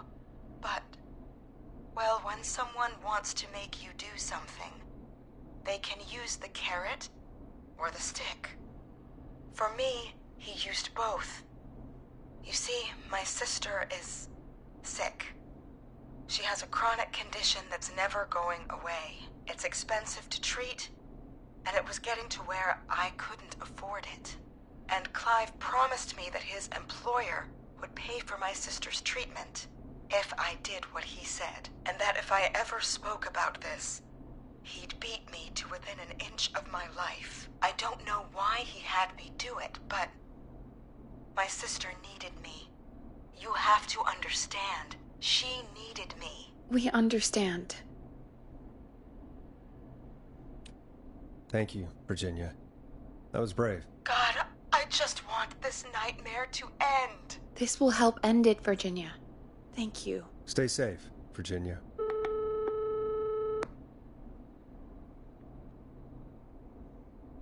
So, Virginia's tied up in all of this. Clive threatened her to keep quiet about George's death. But for who? Why cover up these details? We could try Sandra. What would Sandra know? I don't know, but we have to start somewhere. Anyway, just be careful when you're talking to her. Don't push too hard. We don't want her to hang up. I'll be careful. All right, calling her now. Hopefully she's at her jazz studio. Aha! Forrest, you're through. Hello, this is Sandra at Jazz Pizzazz Jazz Studio. Who's this? Hello again, Sandra! It's Forrest Nash of 189.16, The Scream. And you're live on air. Oh, I always thought folks called into a radio show, not the other way around. How jazzy. What can I do for you? Well, we're trying to understand what's behind the attacks tonight. We had a few questions. Why, Forrest, of course. Heck, after the way you saved my life, I'd say yes to just about anything you asked.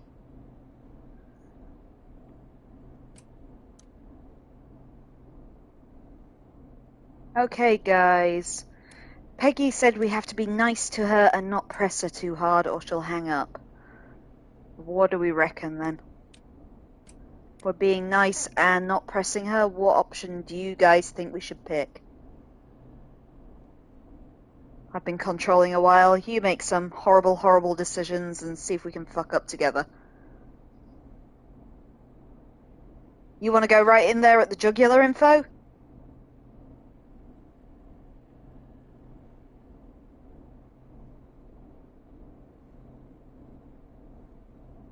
Fine, sounds nice.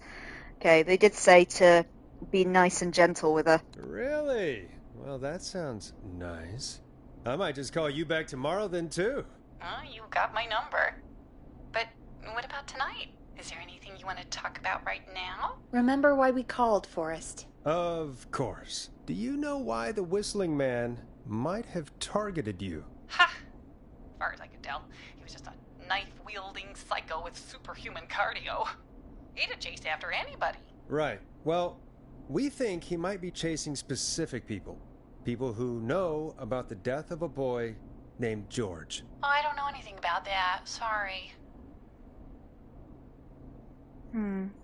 Okay, what do we think's the nicer way of putting this?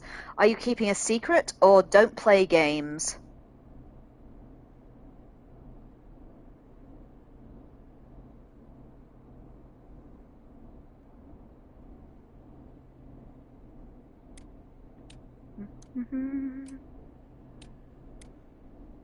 Give you guys a few more seconds.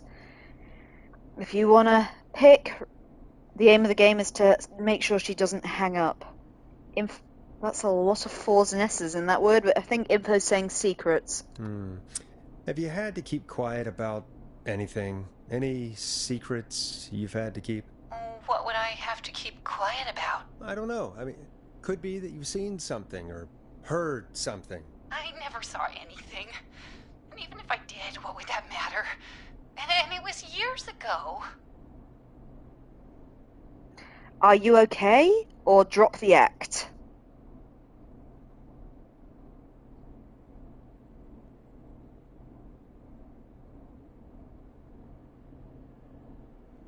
Info says ask if she's okay. Sandra, are you okay? It was years ago. We know, or spit it out.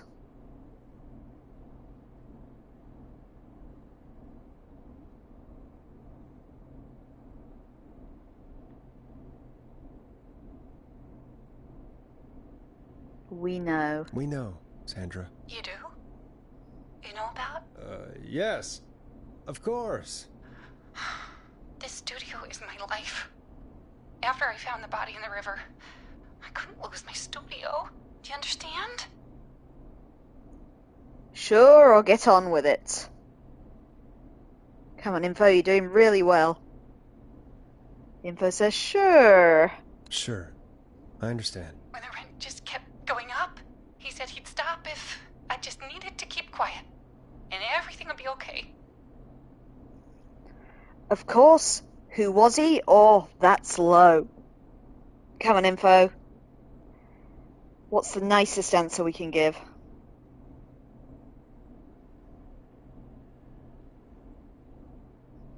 Info says, of course. Of course. We understand. I mean, it's not like I killed him. What was the harm in saying I found him in the reservoir instead of the river, right? Right?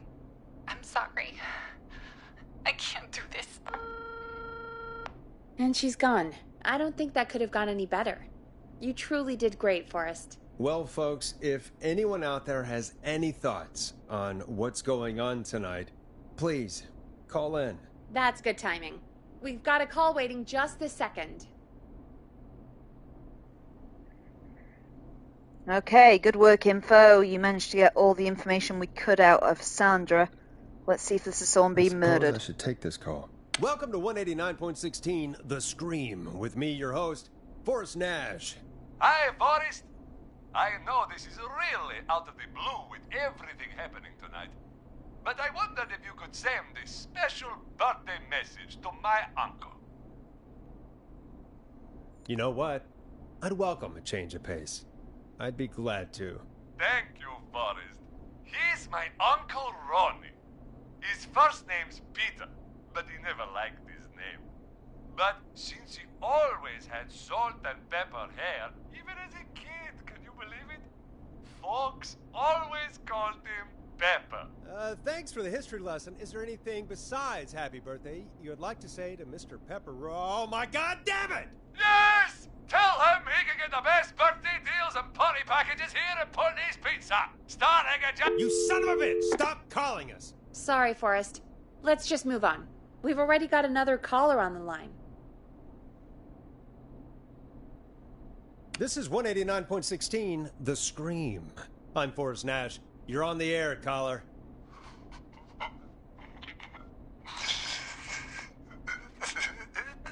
Caller.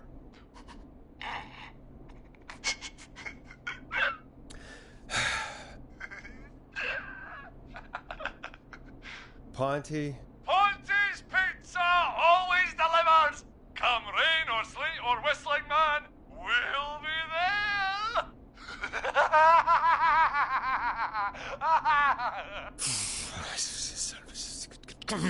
Forrest? Forrest? Are you okay?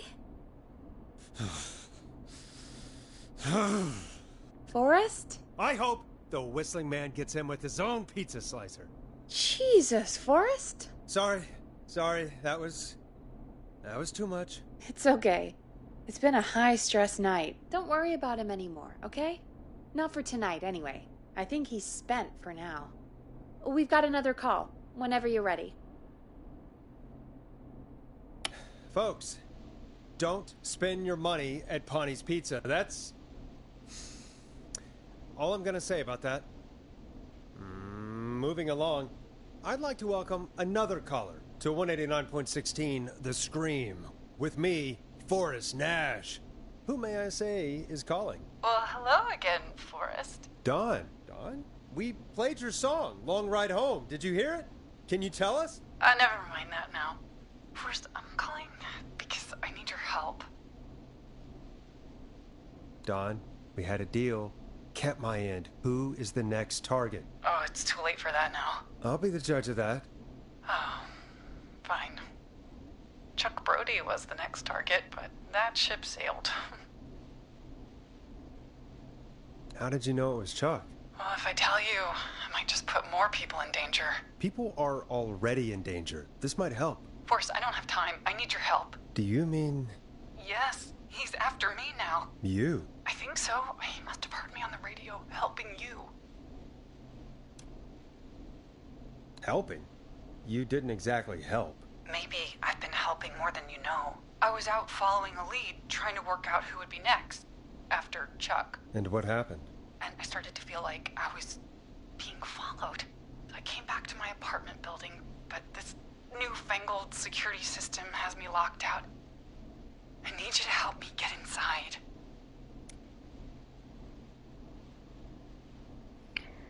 Okay, guys. I'm slightly sus of Dawn, especially when we saw that log of all the different places that had security systems downstairs. But what advice should we get her to bypass this newfangled security system? Ask a neighbour, go elsewhere, or use a key. There is a possibility that she's not the killer and is about to be murdered, bear in mind. Or there's a possibility she's trying to break into the security system in here and get to us. So either way it works. I will let you guys decide how likely Dawn's about to kill us. Info's told her to go elsewhere. Can you go somewhere else? Home is the safest place I can be. Please, the front gate requires an entry code to open. I need that code to get inside. Which apartment block do you live in? Maybe one of our listeners lives there too. It's the new Woodside apartment building between the town hall and the trailer park, but I doubt any of your listeners live there. I don't have many neighbors. Sounds like a prime piece of real estate. Sound really carries at night. Shit.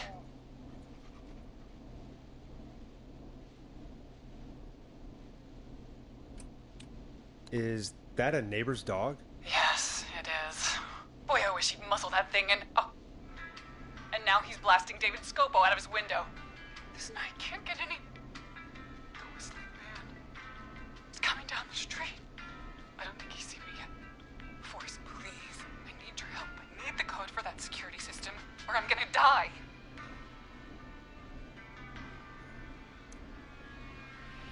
Okay, Guy, the neighbour's name, the security system's name, or get neighbour's attention?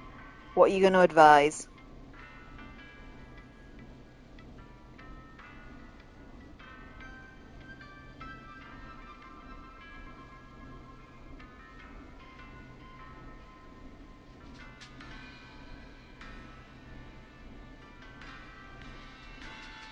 Okay, get the neighbour's attention, says Info. Can you get your neighbor's attention? That the whistling man will see me, Forrest. I can't do that.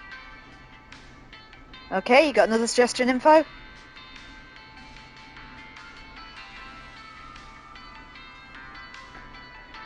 Psycho killer, qu'est-ce que c'est? Ba ba ba ba ba ba ba ba. Info says the neighbor's name. What's your neighbor's name? I don't know my neighbors, remember? Please, I need to get in. What's the name of the security system? There's a sticker on the box. It says Starling Security 4000. There's a keypad, and it looks like it wants a 6-digit number. Starling, huh? Starling Security 4000, huh? That's right. Very newly installed. I need the key code before the whistling man gets me. Yeah, of course. Don't worry, Don. Thank you, Forrest. I knew I could count on you. I'll sit out of sight. Call me back soon. All right, folks. Here's a little tune for you all to enjoy while I try to break Dawn into her apartment. Let's do our new one. Coming up for your listening pleasure, it's Caged Tiger with their single, One Last Goodbye. You were pretty quiet there, Peggy.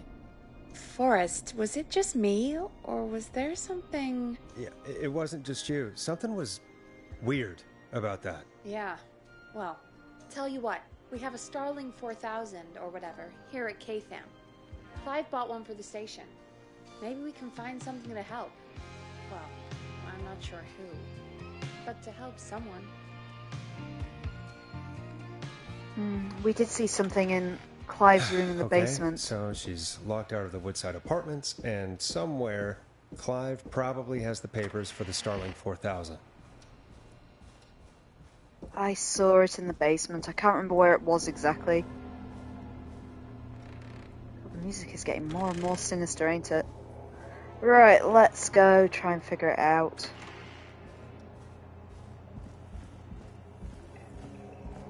So that was Clive's secret room. I don't remember where I saw it exactly, but I picked it up while I was down here. That's his other little secret room. So let's go. I don't think it was that far in, to be fair. I say going in completely the wrong direction.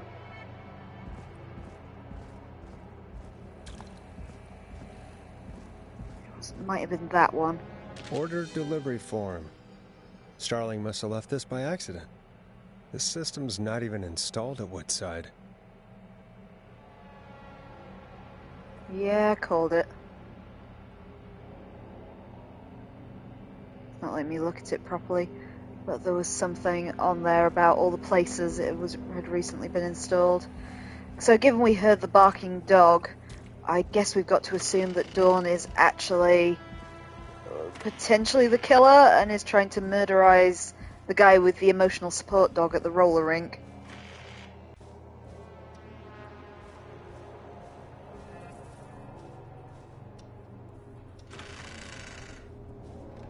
Psycho Killer. Ever since I started playing this game, I've had Psycho Killer stuck in my head. I'm sure if this game had licensed music, it would be just playing Psycho Killer on loop. We'd have Psycho Killer, we'd have Texas Chainsaw Massacre by the Ramones playing, Werewolves of London, Mr. Sandman, anything you can think of, wouldn't we?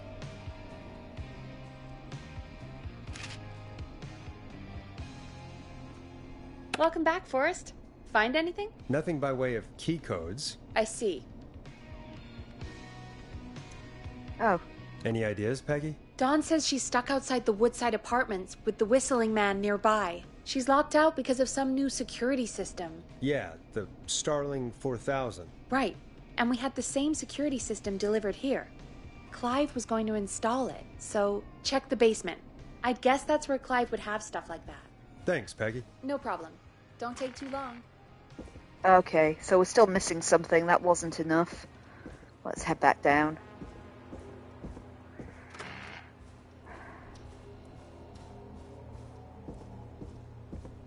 Not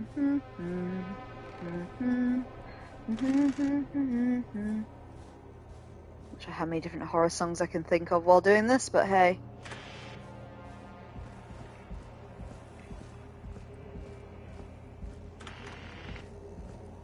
Mr. Sandman, dream me a dream.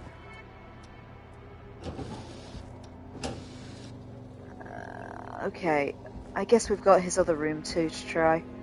Let's try Clive's original murder mannequin cupboard. And then we'll go into his annoying maze of cabinets.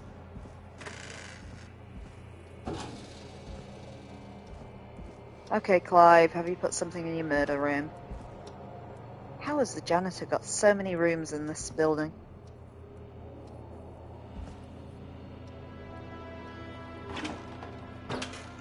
Hiding under the sink again, Clive? No. I think it's more likely to be in the maze.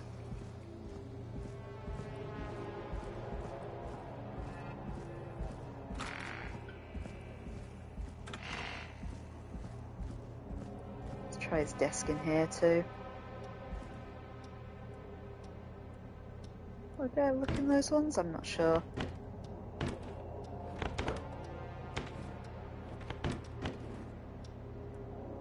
Oh, nothing there. That glowing clock ticking away. I think I looked in those ones already. Yep, into the maze we go. The maze is for me, apparently. Okay, so this is the corner where I found that manifest. That was not what she was looking for. What's this thing? Starling 4000. User manual. I'll do it. These codes should come in handy. We're not actually going to give Dawn these codes, right? Given she is almost certainly trying to murder someone. I've gone the wrong way. Back we go. I wish Forrest could move with more urgency than a stroll.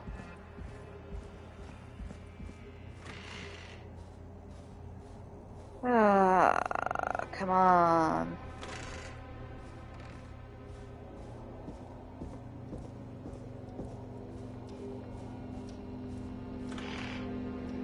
Do do do do do do do do do do do.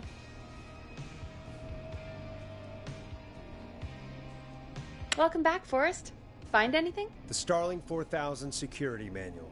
It's got a bunch of codes. Good. And did you find anything else? I saw a list of everyone else who bought the Starling 4000. Know who was on there?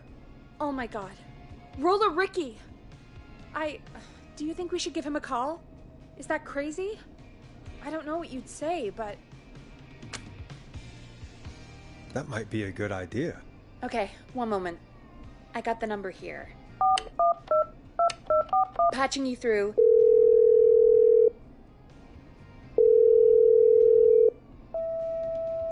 Shit. He probably can't hear it over the music. Forrest, I don't know about this. This is super weird. Just put me through to Dawn. I'll take care of this one way or another. Okay, if you say so. When you're ready, shut the music off. Okay, let's put that in my hands so we're ready. We can decide what Line codes one, to give to Dawn. whenever you're ready. Okay, Dawn, let's go. Dawn, are you there? This is Forrest Nash from 189.16, The Scream. Oh, thank God you're back. I've been so afraid. What's the code to the gate? Okay. We can give her the entry code, the code that automatically activates the alarm, the maintenance code, or the deactivation code. Well, she has lied to us and said she's trying to get into Woodside apartment, which doesn't have an alarm. So we know, even if Dawn's not the killer, she's telling us porkies. So what code do we give her, guys?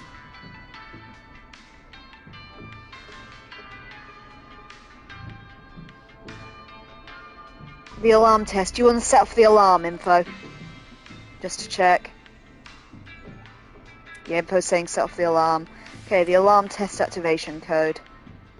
The code is 191519. Thank you, Forrest.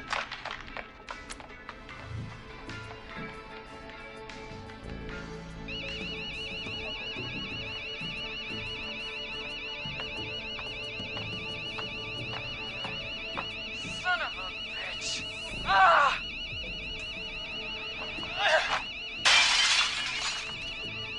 Is she?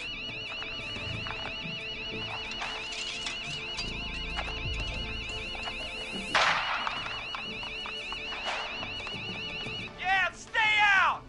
Nobody disrespects the sanctity of the ring! Don't ever come back here again! I'm calling the cops! Thank God. Hello? Is someone there? Ricky, get back inside and turn on the radio. Whoever that was, she was trying to break into the ring.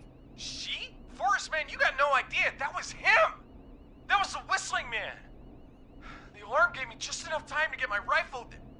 I don't like hurting folk, but I can't let anything happen to Maxie. He's my best friend, you know? I... Listen, man, I'm heading back inside. Gonna barricade that window? My man, thank you. You and Peggy can skate for free whenever you want, forever. That's a done deal. Thanks, Ricky. Can't wait. You got it. Talk to you soon.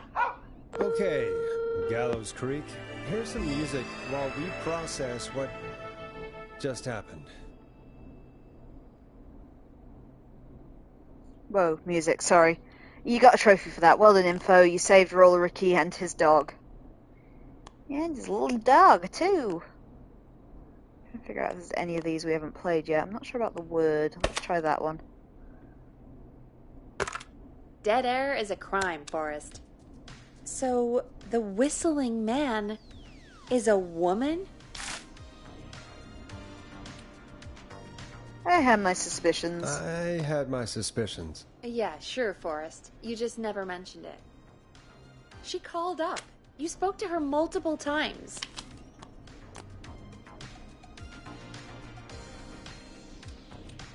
I thought she was just regular Gallows Creek Strange. Really, Forrest? Why do you think she requested that song? To get me outside? Maybe, but how? She didn't know the song was outside to start with. That's right. She never actually attacked me out there. So? What now? I guess I should make an announcement. We do have new info. Okay, kill the music and you can make the announcement. Okay, you're live in 3, 2...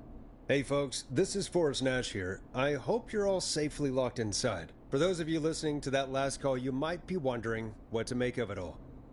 Here's our take. We now believe the killer is actually a woman, one who might manipulate you into letting her in before she attacks you. We're neighbors. Look out for each other and stay safe. The killer was calling themselves Dawn.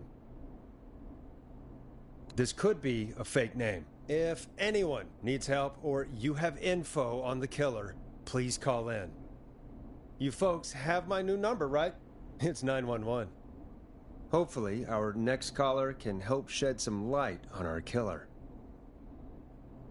Hey, we had a call come in. Okay, folks, time to take a call.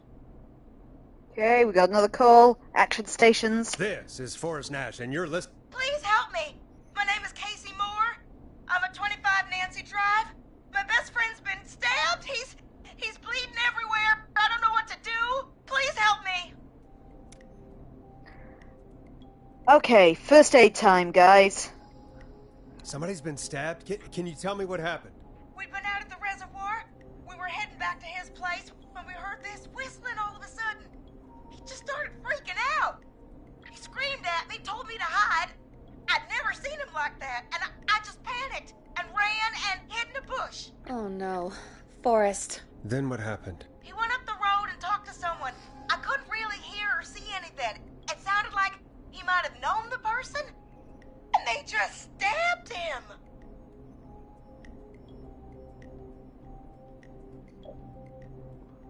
Was it a woman? Casey, was he talking to a woman? I don't know. They had a mask and wore all black. That's all I know. Please, we need help here. I'll get you help, but I need to know. Where did the masked person go? They left. They left him to bleed out. I waited until they were gone, then dragged him into the garage and called 911. Wait, why didn't she make sure he was dead? I don't know. I think I heard them say something like, "It's not so funny now, is it?" before they left, but please, he needs to get to the hospital. I can't drive, so we need an ambulance. Forrest, the ambulance was destroyed in the explosion at the gas station. You should get all the info you can. Okay. What's his name? What's your friend's name, Casey? It's Jason Parker. Can you tell us where Jason was stabbed? They stabbed him in the stomach, and then stabbed him again in his leg when he was on the ground, and it's... Oh, the knife is still there in his leg. We'll be right back. Peggy, patch us through to the hospital. On it. Phoning St. Gabriel's now. Switch to line 2. Hello, St. Gabriel's Hospital. How can I help you? Hi, this is Forrest Nash from 189.16. We have a stab victim at 25 Nancy Drive named Jason Parker. He's been stabbed in the stomach and the leg. He's bleeding heavily. Oh God, I'm sorry. But the ambulance is, well, you know. I know, but please, we need something, or he's going to die. Forrest, listen, you're going to have to get him here. We need to see him, and we can't get there ourselves right now. We don't have any way to drive him right now. And even if we did, he's bleeding out fast. All right, listen. We need to buy him time to get here. That means stopping the blood first, and then finding someone to stabilize him. To stabilize him, you really need someone with first aid training. Do either of you have any? No. Me neither. Damn it. I'm really sorry about this, but I have other patients who can't wait. All I can do is talk you through the procedure as quick as I can, and then leave the rest to you. You think you can handle that? Hit me. I'm sure we can handle it. Okay, from the top. If he's bleeding out, then you need to get him comfortable and try to stem the bleeding. Lay him down. Apply continuous pressure directly to the affected areas. When the bleeding slows, get a clean cloth of some kind and hold it over the wounds. Get them comfortable. Apply pressure. Clean cloths when slowed. Got it, I think. You said he was stabbed, right? If the object he was stabbed with is still in him, don't take it out. It's stopping the worst of the bleeding right now. If anything, you should secure it so it stays where it is. I wouldn't have thought of that. It makes sense, though. God, that was a lot of info. But I think we can handle this. Glad you got it so far, because there's more to go. I'm still with you, Doc. What else do we need to know? If he's lost a lot of blood, he may enter shock. If he does, act fast. If you applied a cloth and it's bleeding through, don't remove it. Just apply another on top of it. If it's safe, elevate his legs to get blood circulating to his vital organs. Try to keep him warm. Get him to rest and reassure him. We need the patient to stay calm. All right, don't replace bandages, elevate his legs, keep him warm and calm. This is a lot. I'm really sorry. That's as much as I can give you right now. Try to stop the bleeding, find someone to get him stabilized, and get him here as quick as you can. Good luck.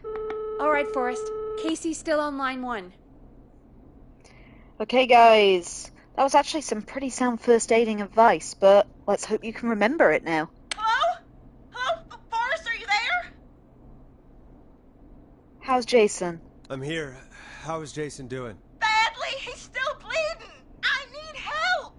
I've been putting pressure on his stomach wound since you left, but he's still bleeding. I don't know what to do. That's good, Casey. The nurse said to do that. What about the knife in his leg? It's gotta be hell. Should I pull it out? Should Casey pull the knife out of his leg? Take the knife out, or don't touch it? Come on, chat. The man's bleeding here. Info says don't touch the knife. No, don't touch the knife. The bleeding will get worse if you pull it out. Are you sure? I'm sorry. I'm gonna stop making suggestions. No, don't worry, Casey. We're a team here. We're all going to get Jason through this. Casey, is his leg wound bleeding right now? I hate looking at that knife. Yeah, it's bleeding.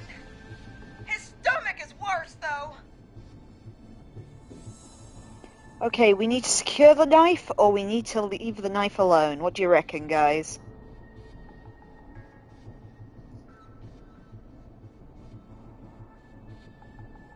You want to leave it alone? Is that what the nurse told you before, Info?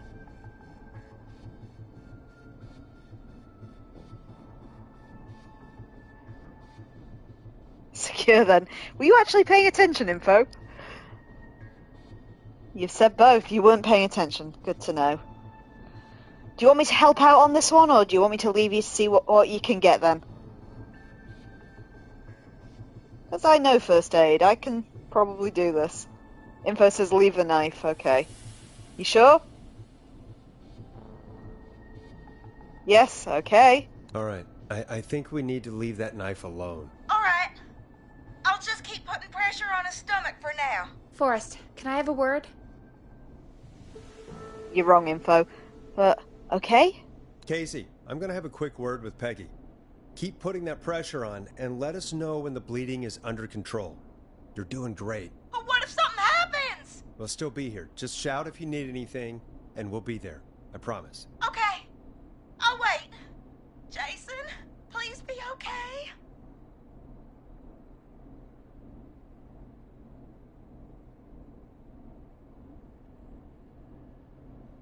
What is Peggy doing? Is it her button? What's up, Peggy? We can't stay on the line with her all night. Dawn is still out there. What if other people need us? You're right. She's probably on her way to her next target right now. Exactly. And you heard the nurse. We need someone there with training who can stabilize him. He's got to get to the hospital somehow.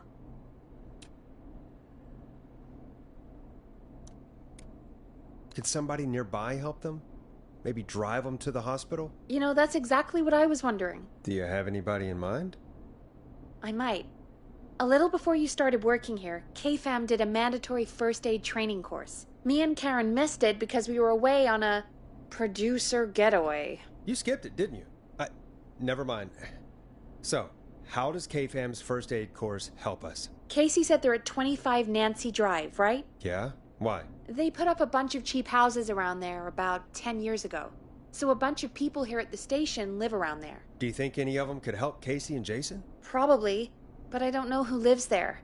And since I missed the training day, I don't know who knows first aid. Could you call them and ask? I don't know everybody's numbers. I've only ever called Karen. Everybody's personnel info is probably in Reggie's office. Got it. I'll look through their files in Reggie's office. It's a life or death situation. I'm sure they won't mind. Right. But there are a couple of problems with that. Go on. It's sensitive information, so Reggie probably locked it in his safe. Great. Great. Do you have any idea what the combo for the safe could be? Not a clue. Reggie's a serial note-taker, though. Maybe something in his office will give it away. Right. There is something else. I'm not gonna like this, am I? Have you ever heard, "The future is floppy"? Peggy, what the hell are you talking about? I'm talking about floppy disks. Floppy disks are like these futuristic things that have information on them. You put them in a computer and they do something. Peggy, I know what a floppy disk is. Anyway, Reggie decided that the future is floppy and started phasing out our physical records and replacing them with these floppy disks. I imagine it's the same for our personnel files. That's good to know. Since we haven't heard anything from Casey, I'm guessing Jason's okay for now. I'll check out Reggie's office and see what I can find. You'll need a key for that. I'll just slide it under my door now. Thanks, Peggy. I'll just have to look around. Made the mistake of picking these up. Let's Okay. just throw them at things. I'll patch my mic down to the office so you'll hear me over the intercom. Okay, I'm not sure where his office is. Oh, trophy, the master of unlocking. That's not opening. So it's not that one. I'm the master of unlocking. Sounds a tad familiar.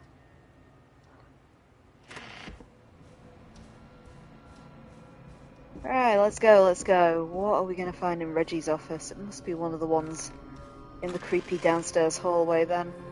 Okay, it's not either of those. We've opened those. That's the basement. I guess it's this one. Ah, and I want to believe poster! Hey! Anyway. Oh well, Reginald has a first aid certificate at least. Do-do-do-do-do-do. It came from below, Scorpion. Laser Racer. Looks like I need a 4-digit code. Okay, we've got a safe crack now. Let's see what he's got on his desk. Some UFO magazines. A little Rolodex. Some more toys to play with. Why are his Newton's cradles tied in a knot? Anyway. Remember, Reggie Jr.'s birthday is 9/10, not 10/9. Last year it was a disaster. I think we've got a code there. Let's see what else he's got written on things though. Can't pick up those, can't pick up that. Can we rummage in his desk drawers? Oh, there's a thing I can't pick up.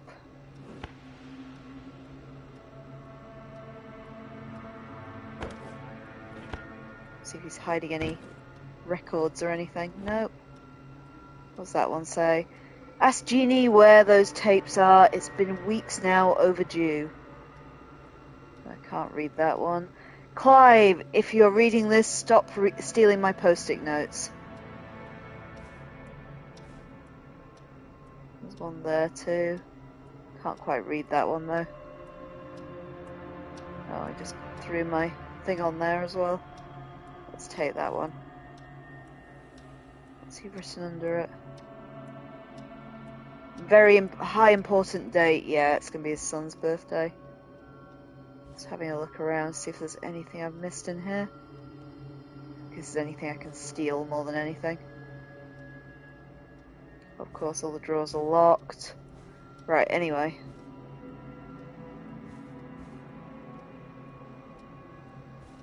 Na na na na na na na na. Okay, what was the kid's birthday?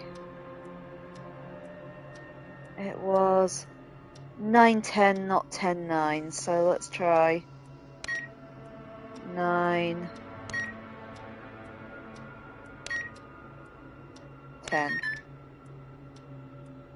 Yeah, nope, that worked. that's not working. Must be something else. 10/9 in case you got it the wrong way around then. Nope. Okay, so the very important date is not poor Reggie Jr.'s birthday.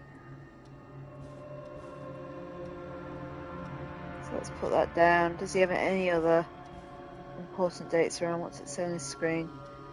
Please insert floppy disk. Doesn't seem to be anything there.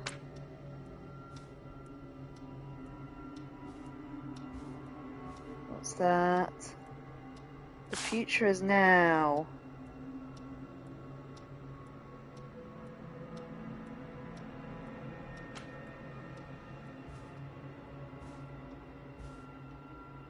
Anything on his board?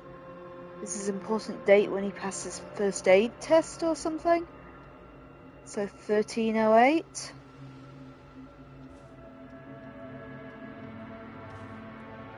Maybe we can try.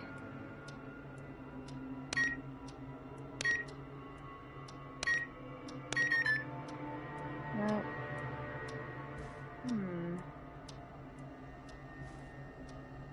What other important dates have we got here? We can't look in his Rolodex.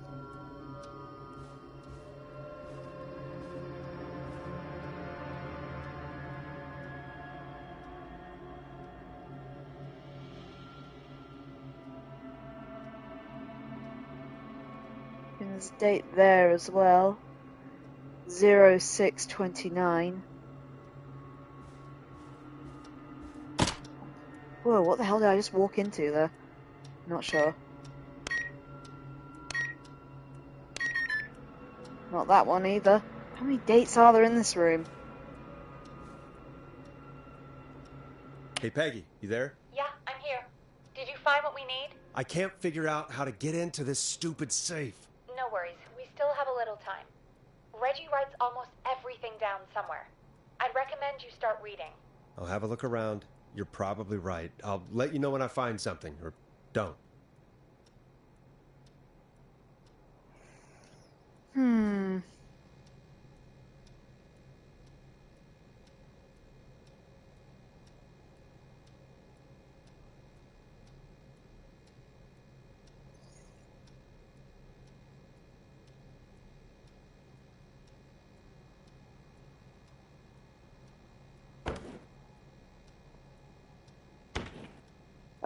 Oh, I can pick that up now. Okay.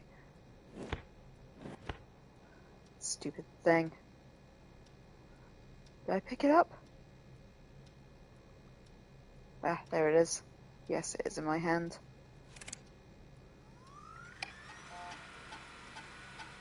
Could this be it?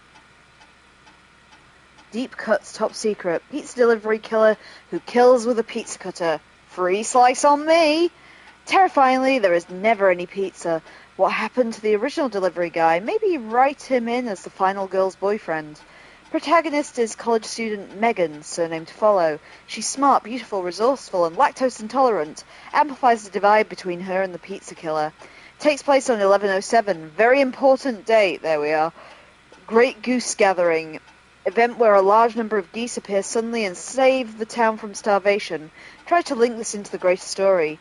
Need to kill off Megan's support network throughout the movie, like Acts 3, but even scarier. Maybe partner with Ponte's Pizza for the launch. 1 out of 10 orders receive a pizza cutter and tickets to the movie. Bizarre. 11/07 though.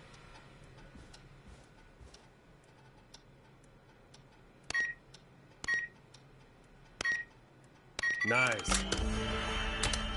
More important than his son's birthday, let us note. Okay, a ton of floppy disks. I can only carry like 2 at a time though, so we're just going to have to come to and from. Let's see. How do we eject it? Oh, let's just move them over to the table where they're a bit closer to me anyway.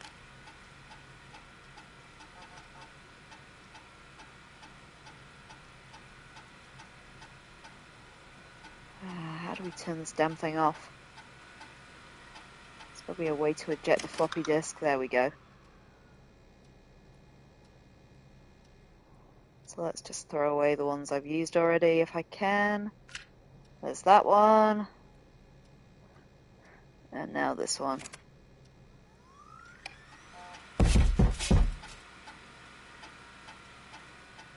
didn't like that sound. Anyway, let's continue. John refused to engage with the first aid trainer during the course. I knew he was a war medic, but it was station policy to send everyone. He apparently had a bunch of medical equipment in his home that he procured from the military at the end of his surface. Spoke to John again about eating the free samples that Brad gets sent for his reviews. He said he'd stop. But he said that this is the last time... he said that the last 3 times as well. Is it un-American to reprimand a war vet? He lives on Nancy Drive. He was a war medic, but he didn't take the first aid course. I don't know what that thudding was, though, and I don't like it. Okay, so we can put him on the floor for now. Let's look at the next one. So John might have first aid training. He lives on the right street, but he didn't specifically take the first aid course. Get a load of this, Peggy. Apparently, I'm a lone wolf type. Forrest, what are you doing? We don't have time for this. We have a man literally dying on the line, and we're more interested in you. You're right. I'm sorry. I need to focus on possible candidates. I can read the rest of this later. Okay, let's read the rest of it now. So, I live on Romero Street. I can't believe we actually got the Forrest Nash here in Gallows Creek. His motivation may be low, his demands are a bit beyond our means, and he's currently blacklisted from any reputable station, but honestly, we don't have a reputation to lose. Forrest isn't really integrating with the team, seems to have this lone wolf thing going on. Heard him call Jeannie, Janie, Janine, and Brenda in his first week. Hopefully this changes when he gets settled. I've paired Forrest with Peggy for the show. They seem to have developed a relationship of sorts pretty quick, which is good because we don't have the show budget to pair him with Karen.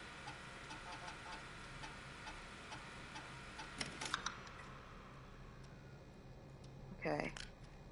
Here's my file.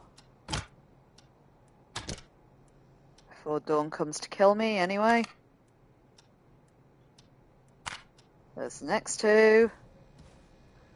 So we got... Bradley Carter, food critic, lives on Axdown Lane. When I hired Brad as our station food critic, people said I was crazy. We only have 3 takeout places in a diner, what's the point? To them I say you can't be afraid to explore the darkest reaches of the unknown, or Henderson. Bradley and Barbara seem to be spending an awful lot of time together. Didn't realise she was so interested in Brad's work. Maybe I should join one of their after-work meetings sometime. I've always wanted to learn more about food. Brad and Barbara end up missing most of our first aid training session. Brad made a joke about practicing mouth-to-mouth, and Barbara got really upset and stormed off. The joke wasn't that bad. Okay, so... not Brad or Barbara by the sound of it. Who's this one? Hey, Peggy. I think Reggie's on to you and Karen. Maybe don't bring those little drink umbrellas into work for a while. What? Why are you reading my file? You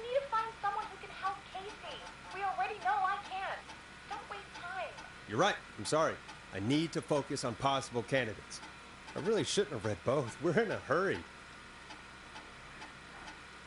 So, Peggy lives on Whalen Road. I've never seen somebody gel with anybody as quickly as Peggy has.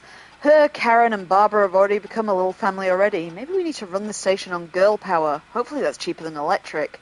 Sometimes I wonder if Peggy secretly wants her own show. She hasn't been shy about getting involved in the calls on the scream. Sometimes it feels as though Forrest could just leave for a coffee mid-call and nobody would know. Peggy and Karen have missed another work event, this time first aid training, because of their training sessions. The collection of cocktail parasols grows after every section. Why are they doing training in a bar?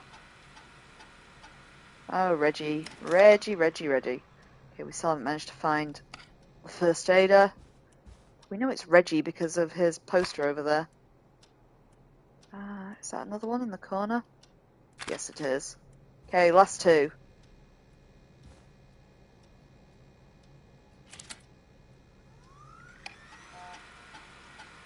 Okay, Barbara Albright. Receptionist lives on Craven Street. Barbara's getting on really well with the staff here. Everybody gave her great feedback at the last review. I get the feeling there's something going on with her and Brad. Call it a hunch. Barbara got another cat recently. She must have at least 5 now. Daisy, Murphy, Penelope, Freddie, and Lord Winston. I need to monitor productivity going forward. The cat photos are a big distraction for the rest of the team. Barbara laughed when I told her about my concept for a new horror script. I don't care what she thinks. It's a story about an alien egg at the centre of the Earth set to hatch on February the 30th, and it's a great idea.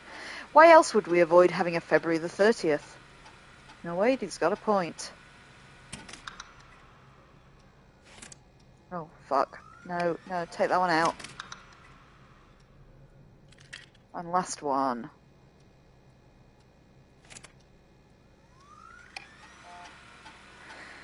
Karen has really stepped up her duties in the recent months. She's fully taken on Hamish's show alongside the Timberline twins ever since Wes left us.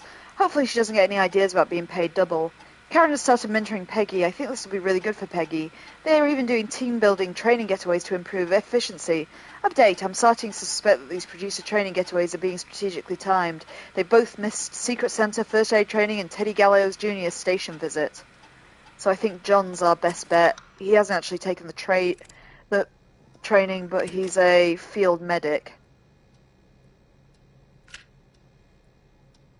Info thinks they're fucking. Yeah, that too.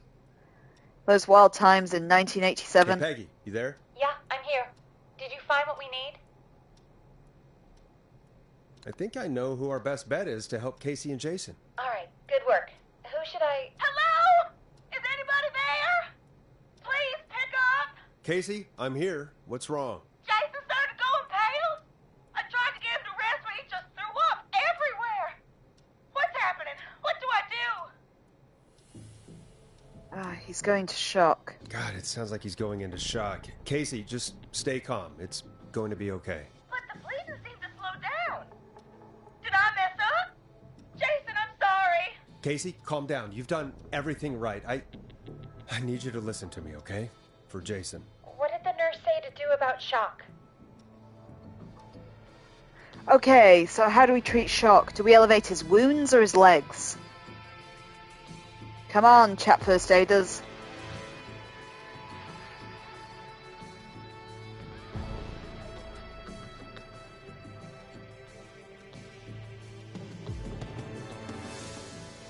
You want to elevate his wounds, Info? There's a question mark there, Info. Give me a solid answer. Do we elevate his wound or his legs? Legs. Okay, you haven't put a question mark that time. We'll go with legs. Casey, I need you to elevate Jason's legs. We need to get the blood flowing to his vital organs. Got it. Jason, stay with me. I'm just gonna move you. This might hurt. Okay. I propped his legs up on some boxes. I'm looking at my notes. We need to get Jason as warm and comfortable as possible. Do you have anything you could use nearby, Casey? Yeah. I still have some laundry next to me. I'll wrap him in some blankets. Just give me a second. Sorry,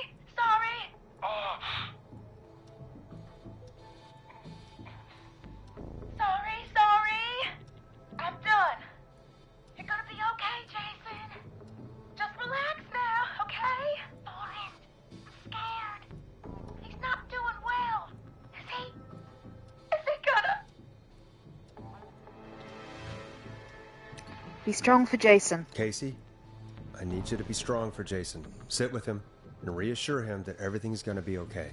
Okay? Okay. But please, I can't give him what he needs. Please, now. I can't lose him. All right, Forrest, we need to hurry. Jason doesn't sound like he's doing too well. You said you knew who to call earlier? Who was it?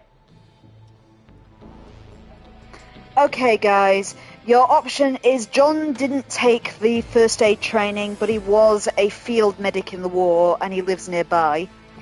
Bradley and Barbara took the training, but they weren't necessarily paying attention to the whole thing, and Karen didn't take any training at all. So who do you think we should call?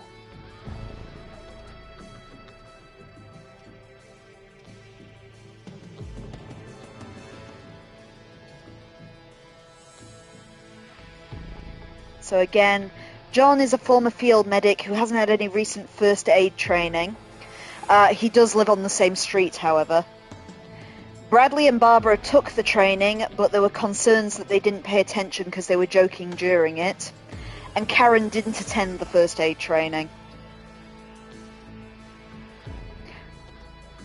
So you're gonna head...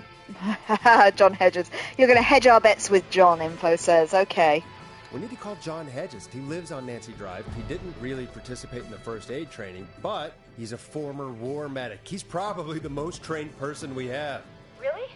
I never really spoke to him before. A war medic, huh? Yeah, and according to Reggie's notes, John keeps all of his old equipment at his house. He's something of a hoarder. All right. What's his number? 542-0735. Calling now. Let's hope he picks... Who the hell is this calling me at? What time is it? John, it's Forrest Nash here at KFAM. We have an emergency and we need your help. Forrest? If this is a work emergency, then it can wait until the goddamn morning. Just leave me a note like everybody else. Someone's been stabbed, John. A man has been stabbed by the Whistling Man, or... Never mind. He's lost a lot of blood and he's passed out. We need you to help him. The Whistling Man? What kind of joke is this? John, we're not kidding. A man is gonna die if we don't help him right now. Seriously? I haven't been called on for over 10 years. Where's the patient? What's his condition? He's at 25 Nancy Drive. I think we got his friend to stem the bleeding, but he's gone into shock. He's passed out right now. You say he was stabbed? Do you know the extent of his injuries? From what we were told, he has 2 major stab wounds. One to the stomach and one to the leg. The knife is still in his leg, and the stomach wound is open. Understood. Let me grab a few supplies and I'll head right over. Damned if he dies on my watch. Thank you, John. We'll let him know you're on your way. Good luck. Hello, Casey. Are you there? How are we doing? Bad. Jason seemed really weak and then just started thrashing. How is he now? What about now? Is he still thrashing? He's passed out. Please tell me you found someone to help. Casey, help is on the way. My colleague will be there soon. You hear that, Jason? Someone is coming. You're gonna be just fine. Just hold on for me, okay? Just hold on. Come on. Hello, Casey. This is John Hedges. I'm here about Jason. Please let me in. I'm guessing that's Jason there. Casey, I'm gonna need your help. Forrest, Peggy, don't you two worry. We've got this from here. Okay. Forrest, we'll call you back later. I have to go now. Good luck, everyone. God, I hope he's gonna be all right. And with that, the show moves on. We're sending our best wishes to Jason. Okay. Well, after all that excitement, I think we could use some music. Come back upstairs when you're ready. Okay, I guess back up we go. I did hear a lot of thudding while I was down there, though, and I'm concerned for my odds of being murdered on the way up the stairs.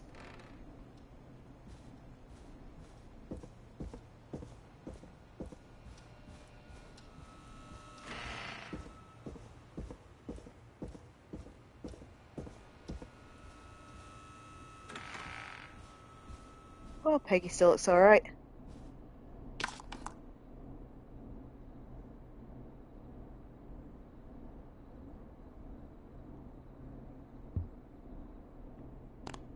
on, Forrest. Put some music on already.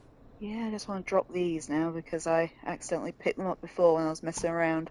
Let's just put them over there. Music on, okay. Are there any we haven't played yet? Let's put that one back on. What song should I play? A classic back by popular demand. This is Long Ride Home by the Barn Finds. It's getting pretty late. This might be your last break for the night, so try to enjoy it. Give me a buzz when you want to go back on air. Well, I guess we don't have a lot more to do. Not sure if we've played all these yet. Let's see which ones we haven't played.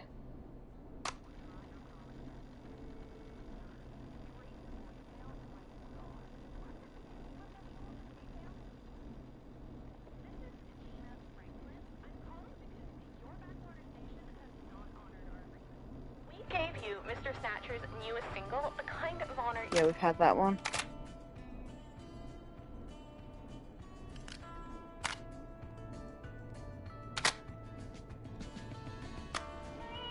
The world-famous annual Gallows Creek Harvest Festival is back!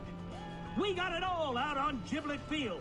We got the Little Miss Harvest Pageant, Princess Harvest Pageant, Harvest Queen Pageant, Cotton Candy, Corn Dogs, Cornhole, Corn on the Cob, Crokinole, Country Music, Can Jam, Jams, Jellies, Jamborees, Juggling, Roller Rickies, Roller Disco Lessons, Praying. We got baby crawling, balloon popping, balloons for sale, beard contest, horseshoes, hayride, hay toss, hey you there, safe donkeys and ponies, apple bobbing, firearm, fireworks, funnel cakes, fried dough, seed spitting, sand licking, cracker cramming, and cat shop. And fake tattoo, face painting, puppets, petting zoo, amazing maze, square dancing, story swapping, spelling bee, quilting bee, and sewing circle, pie eating, lawnmower racing, hot dog eating contest, flower contest, and of course our famous gourd measure-off. The festival is brought to you by Mayor Linda Cartwright, sponsored by Gallows & Sons Factory, and dedicated to the memory of Garrett Miley, tragically taken from us last festival. Oh, trophy, a word from our sponsors. Yeah, that was the one we hadn't heard. Thought there was one. Let's go. Let's roll. You got it. We've got another call coming through, too. When you're ready, shut the music off. Let's see about our call, then. Welcome back to 189.16, The Scream. I believe we have another caller on the line. How are you tonight, caller? Forrest, it's me, Roller Ricky. Oh, and Maxie's here too. Good to hear from you again. How are you both doing? Oh, we're good, man, thanks to you. You're like our guardian angel. That wouldn't be a bad look for you, Forrest. A little White Wing Halo number? Maybe something for the K-Fam Halloween party. All right, everyone, let's calm down. Ricky, I'm just glad we could help you and Maxie. Is there anything else we can help you with, Ricky? Actually, I think I have some info that might help you. Oh? What's that?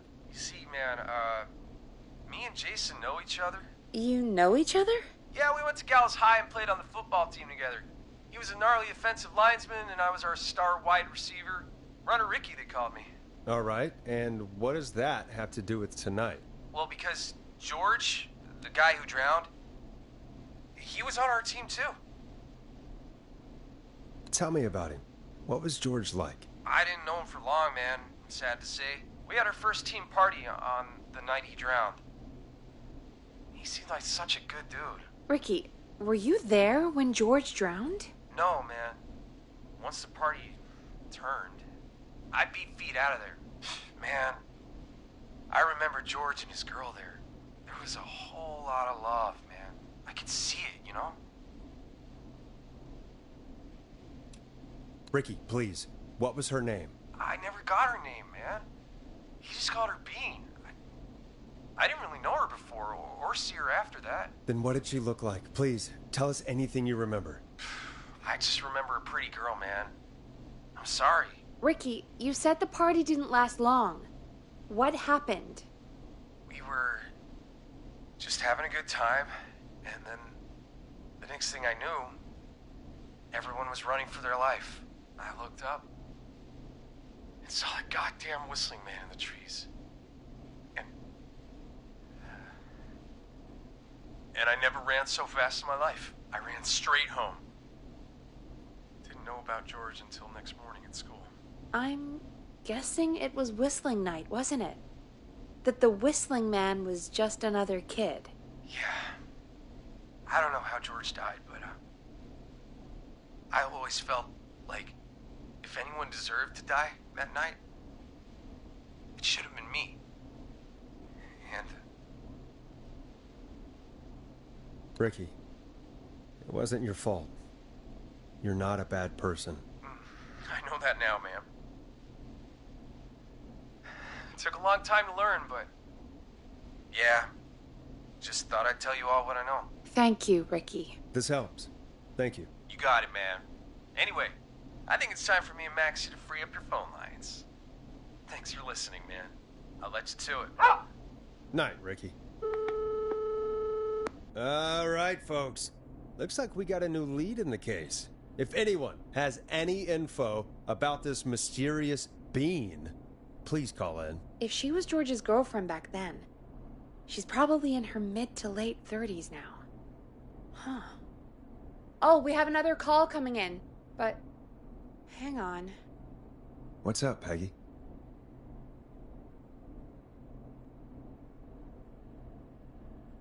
Peggy? You're gonna want to take this call off the air. Who is it? Just do it. All right, folks, it's time for another track. Here's one to help you sit back and relax. We'll be right back after this. Here comes one of my favorites. I hope this is good news, Peggy. Who have we got? Find out for yourself on line 1. Hello? Forrest, I'm glad I got back through to you. Sounds like it's been a busy night, huh? Surprise! It's Leslie, our 911 operator, leading the charge from Henderson to come save us. It's so good to hear from you. Are you okay? I am. I'm driving back with an officer from Henderson now. We got back into radio range a little while ago. We've been listening in, but haven't been able to get through until now. Ever since you found Sheriff Matthews, it's only gotten worse. It's been a long night. Well, it shouldn't be too much longer now. I'm glad I got through to you. I wanted to let you all know what's going on. I made it to Henderson. Turns out somebody had cut the phone lines, and they had no idea what was happening. After I told them, well, their sheriff sent a goddamn squad back with me to stop this. That's great news. That's crazy about the phone lines, though. Do you think the whistling man cut them? I'm guessing so. I don't know how the whistling man did it. But that doesn't matter right now. Listen, we're coming in hot, but we need your help. I know Gallows Creek isn't a big town, but if we don't know where the whistling man is, we can't get him. Her. That's where you come in. You can count on us. What do you need? It might be a long shot, but here goes. The whistling man already called up a few times. I bet she calls again. We're still a little ways out of town, so if she calls, stall her. Buy as much time as you can for us to get in. And while you're talking to her, try to figure out where she is. We'll be listening in, so once her location is known, we'll head straight there and end this nightmare. I'll do my best. I know you will. Heck, I can see the headlines now. Forrest Nash's interview of a lifetime. Anyway, I'll radio the other cars and tell them the plan is a go.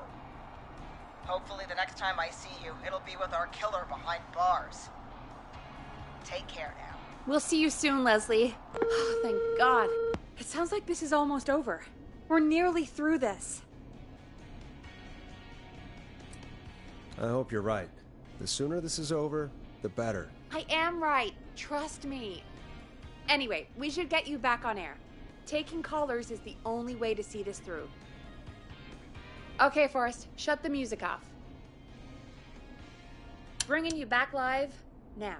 Welcome back to The Scream with me, Forrest Nash. The line is lit up, but before I get to our next caller, I just want to say, things are looking up. It's almost over. But for now, let's bring in our next caller. Evening, caller. This is Forrest Nash. Hello, Forrest. This is John Hedges. I'm here with Casey. I wanted to give you an update on Jason. John! Is he going to be okay? He's a fighter. He'll be fine. We've got him stabilized and resting in a bed. We're preparing to move him to the hospital. Thank you so much. If you hadn't been there, then... God, I don't even want to think about what would have happened. Of course, Casey. We're just happy he's okay. John, Casey, you two did all the work. Tell Jason to get well soon from us, whenever he's up for it. Well, why don't you tell him yourself? Is this Forrest? Trophy, Jason lives! The one and only. I hope you're feeling better. It's good to hear you, Jason. How are you? Oh, well, you know. I've got a hole in my stomach, and there's a knife in my leg, but John gave me something to take the edge off. So, I might feel even better than either of you. Oh. Take it easy until you get to St. Gabriel's. I will. But, before that, I needed to call you. I'm guessing the Whistling Man is still out there? Yes, the Whistling Man's still out there. Why do you ask? You know something about the Whistling Man, don't you? Yeah, I do. Can we talk about what happened earlier? Go for it. We spoke to Roller Ricky not long after you were attacked. You spoke to Ricky? Is he alright? He is now. I mean, he was attacked earlier, but this call came after. Hey, guys, I'm really sorry, but there's a call on the other line. I just need to make sure we don't have another situation brewing. You fill Jason in on what happened. I'll be right back. Sure, Peggy. Sorry, Jason, where was I? Yep. Ricky's fine. You don't need to worry about him. That's a relief. He told us about George. Sounds like everything's finally coming out now. It's been tough to hold it all in. Sounds like you've been holding back about something awful, Jason. I'm part of the reason my best friend is dead, Forrest. And the few who knew about it said if I ever said anything, I'd find myself in jail. For a long time. It was hell. And then the town just moved on. Like he'd never existed. What happened that night? I went along with the stupid prank, that's what. Whistling night. Some of the guys on the football team had an idea for a way we could haze the newcomers.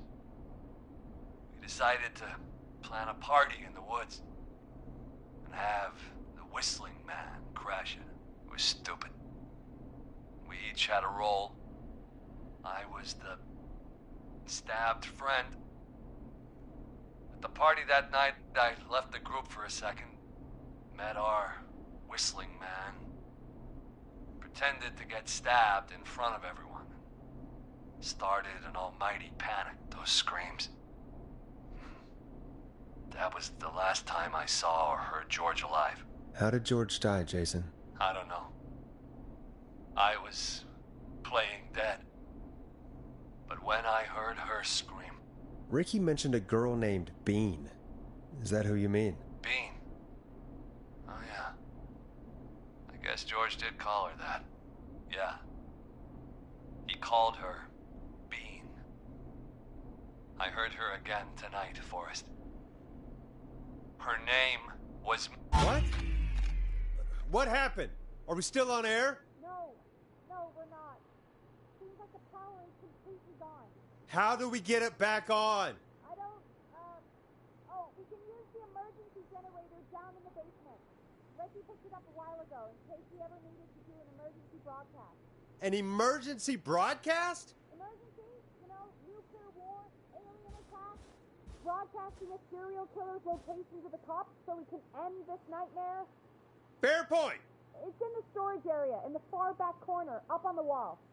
You might have spotted it earlier when you were digging around for all those tapes. It'll have a big red button. Just press that. I'll see you when you're back. Oh, right, I'm going to try and press on to the end, guys, because I think we're nearly there, but I don't like this. Going into the basement when the power's just been cut. The basement where we left the access hatch open earlier. You know, that basement, which I'm going into with no torch.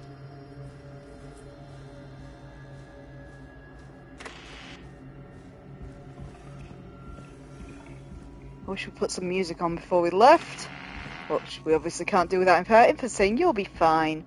Yeah, there's no way that you guys got, like... Far back corner. Why is this station so big?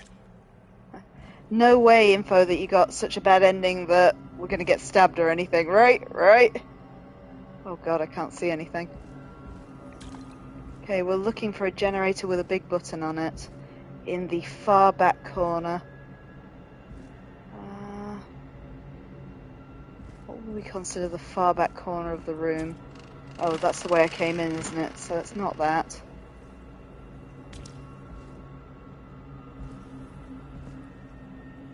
Oh, fuck this. It's too hard to see. What was that? He just looked at something. Okay, I am... completely can't see anything. Right. I'm guessing it's not that corner then. Where am I actually going? I think I'm just jammed in a corner now. I just heard a door open, that's not a bad thing, right? Let's try this corner. Okay, we saw that table once before. That's just the red light on one of the tape players. I think that's just me walking into something more than anything. At least I hope so. Oh god, have we wound up back at the door again? Oh no, no, no, this is someplace different. Okay, that's a box with a red button on it. Boom! We've got power! Whoa, hey Tia. The Whistling Man. I need to warn Peggy. It's okay, my black cat's come to protect me. Okay, so the Whistling Man, non-surprisingly, is in the building. We've at least restored power so I can see the way back out, though. And Tia is here to help me. Good girl, that was the perfect point to pounce on me. That wasn't terrifying at all, Tia. To pounce on me just as the light came on. Duck down for some reason. Okay, that's the way back up. Let's go and see if Peggy's been murdered.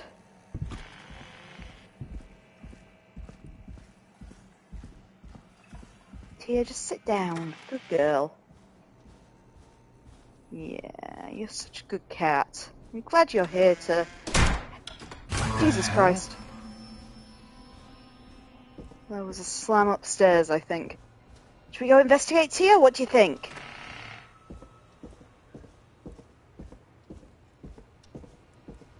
Oh, okay. Why is it locked? Peggy's booth is open. What we got on here?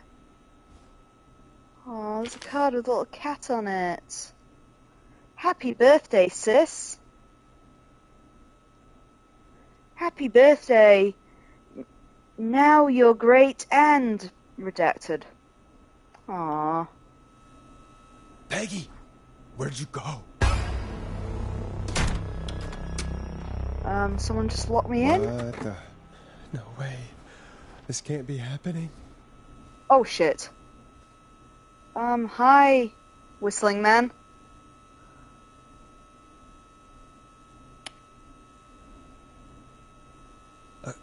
A call. There.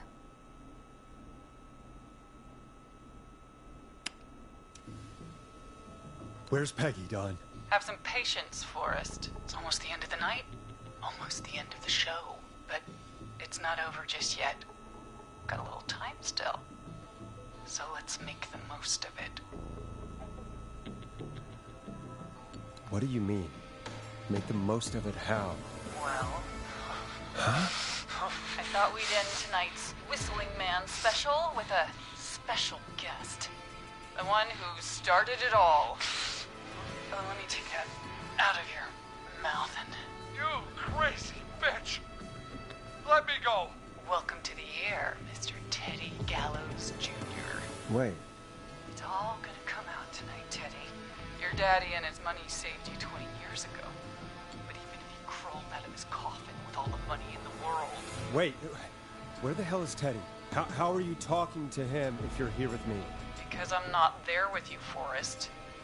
I'm here with Teddy, and if he says where that is, well, he knows he'll get it. I can see you. You're standing right in front of me. Oh, I get it. You're wondering who's there at the station with you. Forrest Nash, let me introduce you and all of Gallows Creek to my boy, Henry Barrow. Your son? You mean you... Wait, that he... Yes, Forrest. He and I had a son. So there were two whistling men tonight. Of course. That explains how you were always able to get around town so quickly. And that's how you escaped the secret archives in the newspaper office. Don't think I've forgotten about that, Forrest. Locking my sweet boy away like an animal. Hang on. Did you say Barrow? Then are you... Let me just get this mask off. Damn uncomfortable thing. No wonder Mooney went crazy wearing this. There we go. Marie Campbell? George's old girl. Oh, well, it sure has been years since I last saw. Oh, God damn it. Marie Campbell? So, not Dawn, huh? No, not Dawn. What are you going to... Everyone's gonna know now what Teddy did. He killed George that night. This night. 20 years ago. Listen to me. You're gonna talk when I talk to you. And not a moment before. Meanwhile, Forrest, I'm gonna give you the chance to talk. You're gonna help me reveal what really happened to George all those years ago.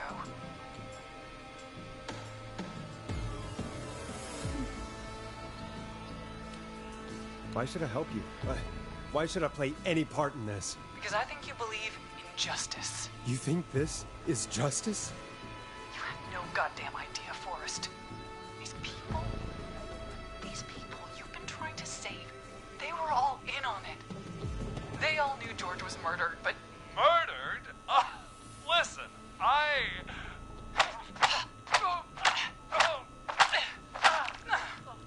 I said you speak when you're spoken to. Now, I know you've done some good work tonight in piecing together what happened to George 20 years ago, and that's why I want you to interview us. Are you serious? You want me to interview you? Am I serious? After everything tonight, you really have to ask me if I'm serious. Do a good job. And hell, you might be the only one to leave here alive.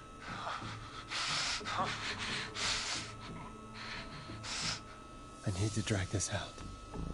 If I can buy Leslie time to get back to Gallows Creek, and if I can find out where Marie is, then this can end. Teddy, we'll start with you. Just, talk me through what happened that night. How did it start? How would I know? It was 20 years ago.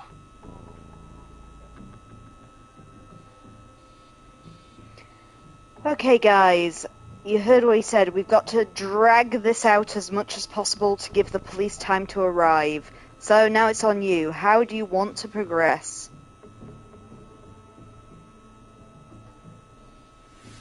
Info saying, be honest, Teddy. Teddy, be honest with me or we're both going to die. Honest? Forrest, I'm trapped here with a psycho. Oh. What the hell? God damn it. Okay. Our first team party was coming up. And when I saw the date it was scheduled for, I had an idea for a way we could prank the new guys. Okay, whistling night, right? The night Mooney vanished, or tell me why that night? Again, you're stalling, don't forget. Which one do you want to do? Actually, that's a hard choice. I'm not sure which of those is the stalliest, but your call, kids. Why that night? What made that night special? That was the night Mooney went missing. We couldn't pass it up. I was just surprised. No one had ever thought to do it before. Wait. You mean this was the first whistling night? Keep talking, Teddy. We went up near Whistling Point. God, who was there? Me, Jason, and George, of course. But George didn't come alone. He brought Marie. And Roller Ricky, he was there too, wasn't he? Yes, Ricky was there too. Runner Ricky, our wide receiver. I helped him off the bottle, you know. Because I'm a decent man. Is that so? Yes, it is. He came apart one day. Some people do. He had some issues. Wasn't stable. I didn't want him to hurt his chances in life. So, I helped him keep himself together. You were afraid he would talk about that night, weren't you? Keep talking. About midway through the night, we put the prank into action. We looked up at the trees and saw Jason there, bloody, like he'd just been stabbed. And the whistling man, screaming. George and I and Ricky, we got left behind. But Ricky was in on it too. I know he was. He and Teddy were as close as anybody. Teddy must have told him to plan. Okay, no, Ricky didn't know. Did you ask Ricky, or... and so he deserves to die?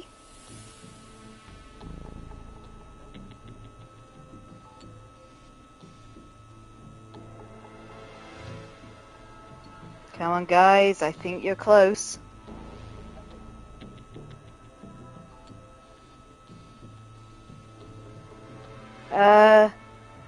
Did you ask Ricky, okay? Did you ask Ricky if he knew or not? I didn't see any reason to. Why? Because Ricky phoned up earlier. He didn't know anything about it, Marie. What? He had no idea what was happening. He said he was as terrified as anybody. Isn't that right, Teddy? You didn't tell him, did you? Ricky never could keep his mouth shut. If we told him, he would have given everything away. But he... well... doesn't matter. He didn't run his mouth enough to tell anybody about it afterwards. He's still guilty. It was just a stupid prank. Just a prank? Go to hell or hit him, Marie?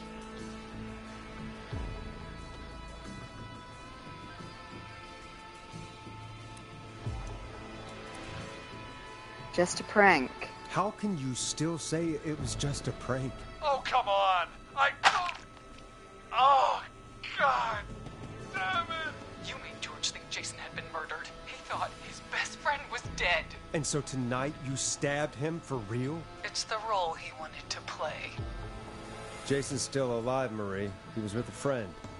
We talked her through how to stop the bleeding and got him professional help just in time. Oh. Well, shame he didn't have the good sense to die earlier. He's gonna regret that. Enough about him. Me and George took off running, but somehow we got separated in the woods.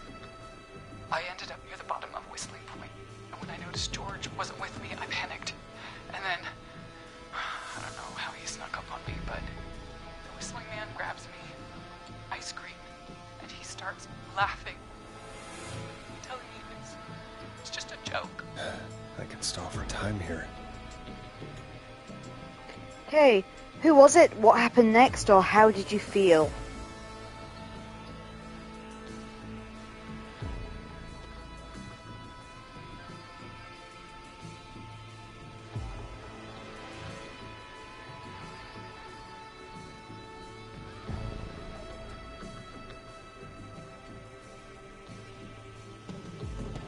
Come on, guys, you're doing so well. What happened next, okay? Tell me, what happened next?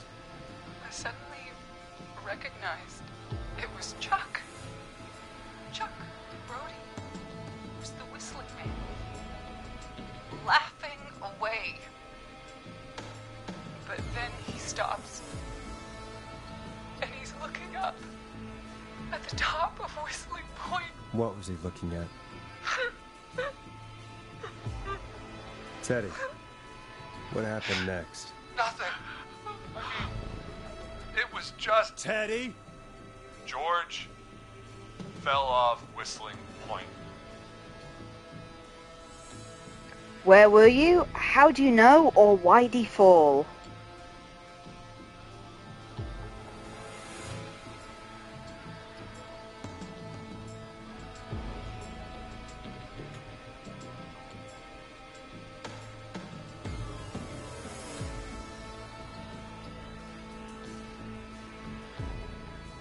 Why'd he fall, okay? Why'd he fall, Teddy? He just... You pushed him.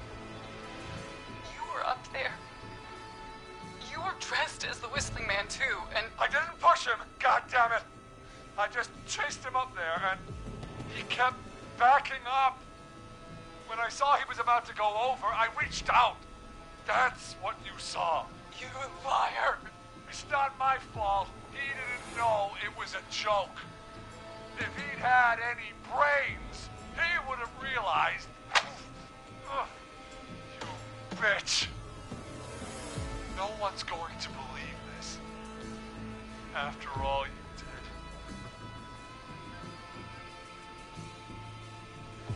Oh.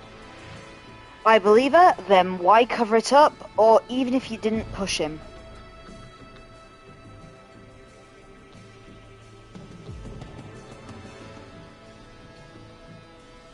Then why the cover-up?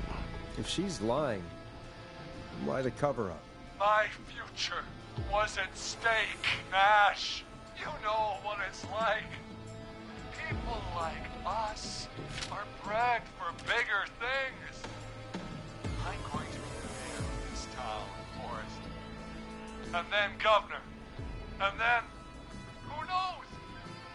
What happened that night was tragic. It should never have happened. But it was a mistake. It was just a stupid joke gone wrong. So my father sent Clive out to clean it up. Why should a blip ruin my future? George was a blip?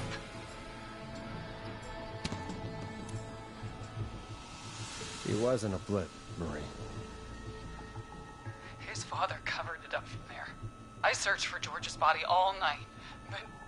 Sandra found him the next morning while out jazz running. She found him in the river, but she lied about that to protect Teddy. She said something about her rent going up, unless she... Teddy, did your father own Sandra Sharp's dance studio? It's Gallows Creek, not Sharp Creek.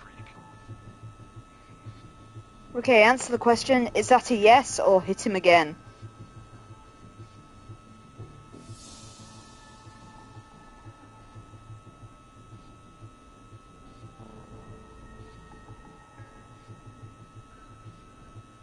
Is that a yes? I take it that's a yes? Yes, okay. We own most of the town. That's it then.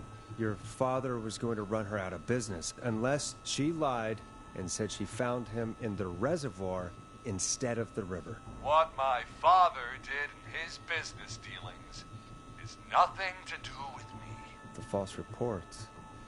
That's why you killed Sheriff Matthews too, isn't it, Maria? Not just to get him out of the way, but... Everyone was in on it, Forrest. Even the coroner wrote a fake report. Said George was drinking, that he just got himself into trouble, and... Fake report?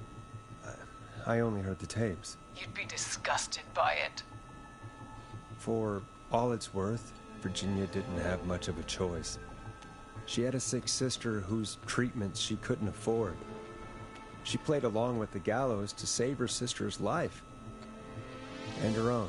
Even still, She should have told the truth. I did my part. I tried everything I could think of. I even went to the newspaper, but no. That coward killed the story. We'll take care of Maurice Russell later. You've been through hell, this has to stop. Or when will the killing end?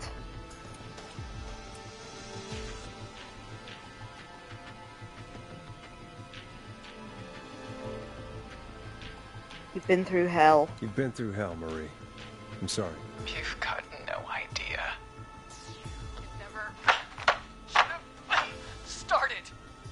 You shouldn't have pushed my George off a cliff. You should have been punished. But it's coming to a stop. At least for now. Here, where George and I first met, before he joined the football team, was right after he shot the winning throw. Wait a sec.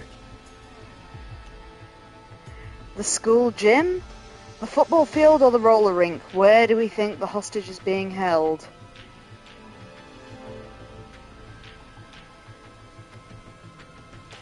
Where he made...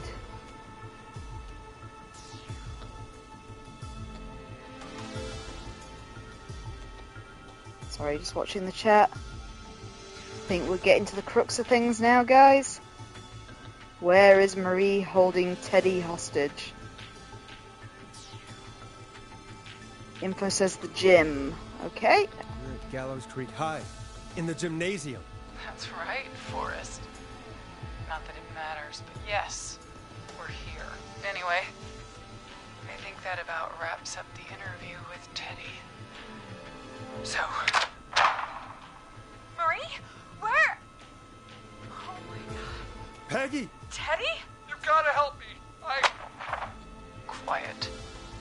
You'll talk more later. Now I have to talk to someone who mattered more than you ever did. Peggy. It's been so long since I've seen your face. I worried you wouldn't come. Marie! Oh my god. I thought you... And here I was, thinking you'd forgot me. I'd never forget my own sister. Sister? Peggy, what's happening? Why are you even there? Wanna explain, Peggy? Earlier, while you were speaking to Jason, I got a call. Do you remember? Well, it was from Dawn. She said that my sister Marie was there that night George died, and that I should come to the gym for a reunion. And when you walked in, you found out That my sister is the Whistling Man. Good to see you too, Peggy. Why didn't you tell me any of this? She said that it was my last chance to see my sister. I knew if I told you, you'd try to stop me or come with me when we need you on the radio. And I just... I'm sorry. This has to be a lot for you. I just... What happened to you, Marie? You just disappeared one day. Disappeared? I was thrown out, Peggy. I begged Mom and Dad to do something about what happened that night. But did they care? No. They told me to stay quiet. They only cared when they learned I'd been with George. And... Marie, I'm so sorry. I never knew. It's not your fault. Really, it's Mom and Dad I should be seeing right now. But since they're dead and gone, well... I'll have to settle for the next best thing.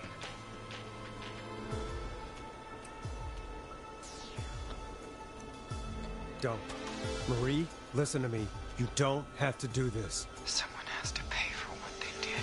Marie, please. Mom and Dad are gone, Peggy. Besides, you forgot me. Just like the rest. You forgot. Marie, Peggy never forgot about you. Keep your mouth shut. She kept a card from you. She kept it here on her desk. What card? The card you made me for my 8th birthday.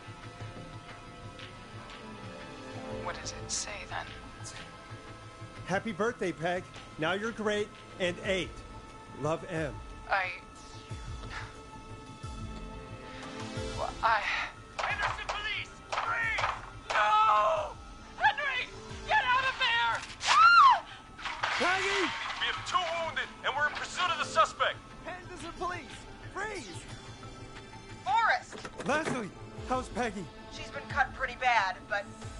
now. I'll be okay. God, Marie! Hey, officer! I need you to look after Peggy. She needs help. Now, we got here just in the nick of time. Where's Marie? She bolted right as we got here. The police are right on her heels. It won't be long now. It's over, Forrest. Well, folks, it was a long night, but we made it through together. I'm gonna head off to go check on Peggy. This has been Forrest Nash. And it's been a scream.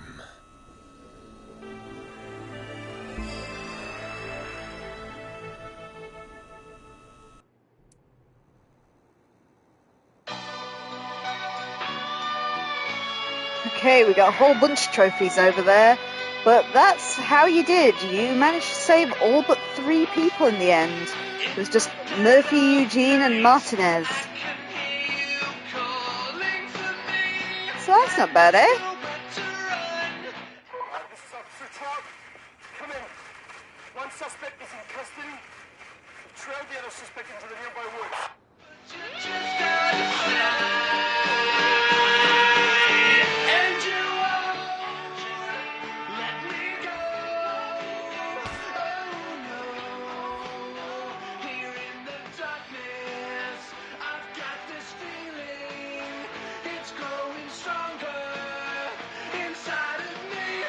It's a killer frequency. I like the song.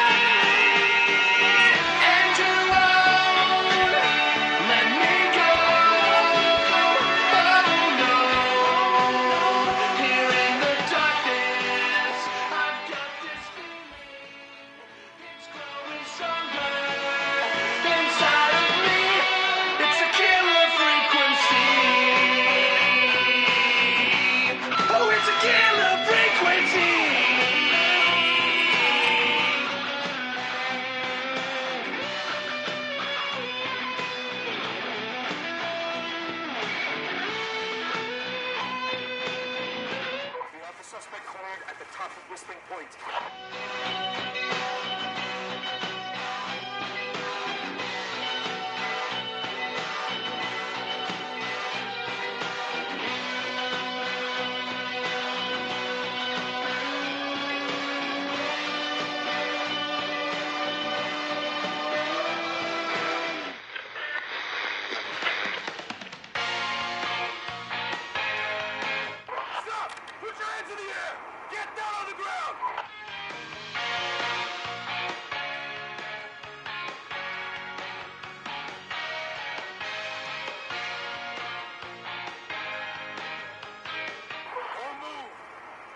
Has to get hurt.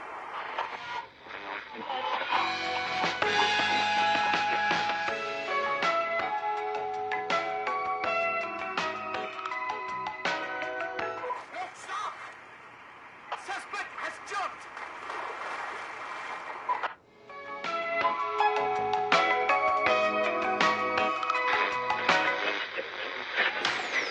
Officer Luco, do you have a visual? Negative. No sign of the suspect anywhere.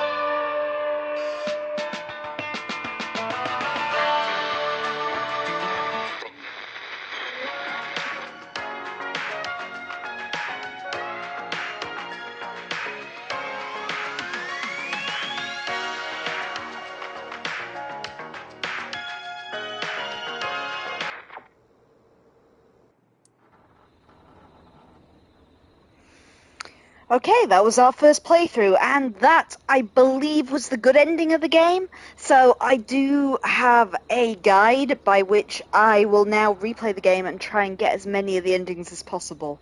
So I believe the requirements of the good ending are you have to actually save one person, plus save Forrest and Peggy, because they can both die during that end sequence. So good call, Info. You did enough to manage to get the good ending of the game. So I am going to start in order of badness now. So next time we will try and kill everyone. Just because that's probably the easiest thing to do. So we'll try and kill everybody, then we'll try and get the ending, which is slightly better, but Forrest doesn't survive it, which I think, actually, the first one's called the worst ending. The bad ending is where Forrest dies. We'll try and do that next. And then we will try and perfect run the game, by which we will save everybody. So anyway, I am Kim, or Adverse Camber 42. My main stream is live Mondays and Wednesdays at 8 PM GMT and Saturdays at 5 PM GMT, where we're currently playing Lies of P Overture on PlayStation 5. This is my game on the side, just as and when I have a couple of free hours. If you follow the Adverse Camber 42 Blue Sky account, I'll always give you the heads up when I'm going to pop on and play, in case you want to join me, see where I'm at, offer advice, all that jazz. I also have an Adverse Camber 42 YouTube channel where old episodes are put up usually within a day of airing here. In case you want to check out that full run of Killer Frequency to get the good ending so far, or any of the previous games I've played. My tastes are varied and there's a lot on there right now, including Cyberpunk 2077, House of Ashes, Lies of P, Bloodborne, Tales from the Borderlands, Goodbye Volcano High, Psychonauts 1 and 2, Disco Elysium, Dredge, Code Vein. Do check them out if you're interested. I'm also one half of Things Are Getting Strange and X-Files Rewatch Podcast. Apologies, that was our first season. We are now Things Are Getting Strange at Garth Marenghi's Dark Place Rewatch Podcast. You can find us wherever you get your podcasts. New episodes go up on a Thursday at 8 PM GMT. We're reviewing one episode of Garth Marenghi's Dark Place per week, and next Thursday's episode will focus on episode 2. So please do check that out if you're interested, and if you can afford to do so, consider supporting our Patreon. It helps keep the lights on and gives you access to things you can't get anywhere else, which includes a full Let's Play of the 1998 X-Files FMV game for the original PlayStation. Anyhow, that's it for tonight. Again, thanks for bearing with me. I'll be back Monday, 8 PM GMT, for the next part of Lies of P Overture. Take care, everyone, and enjoy your weekend.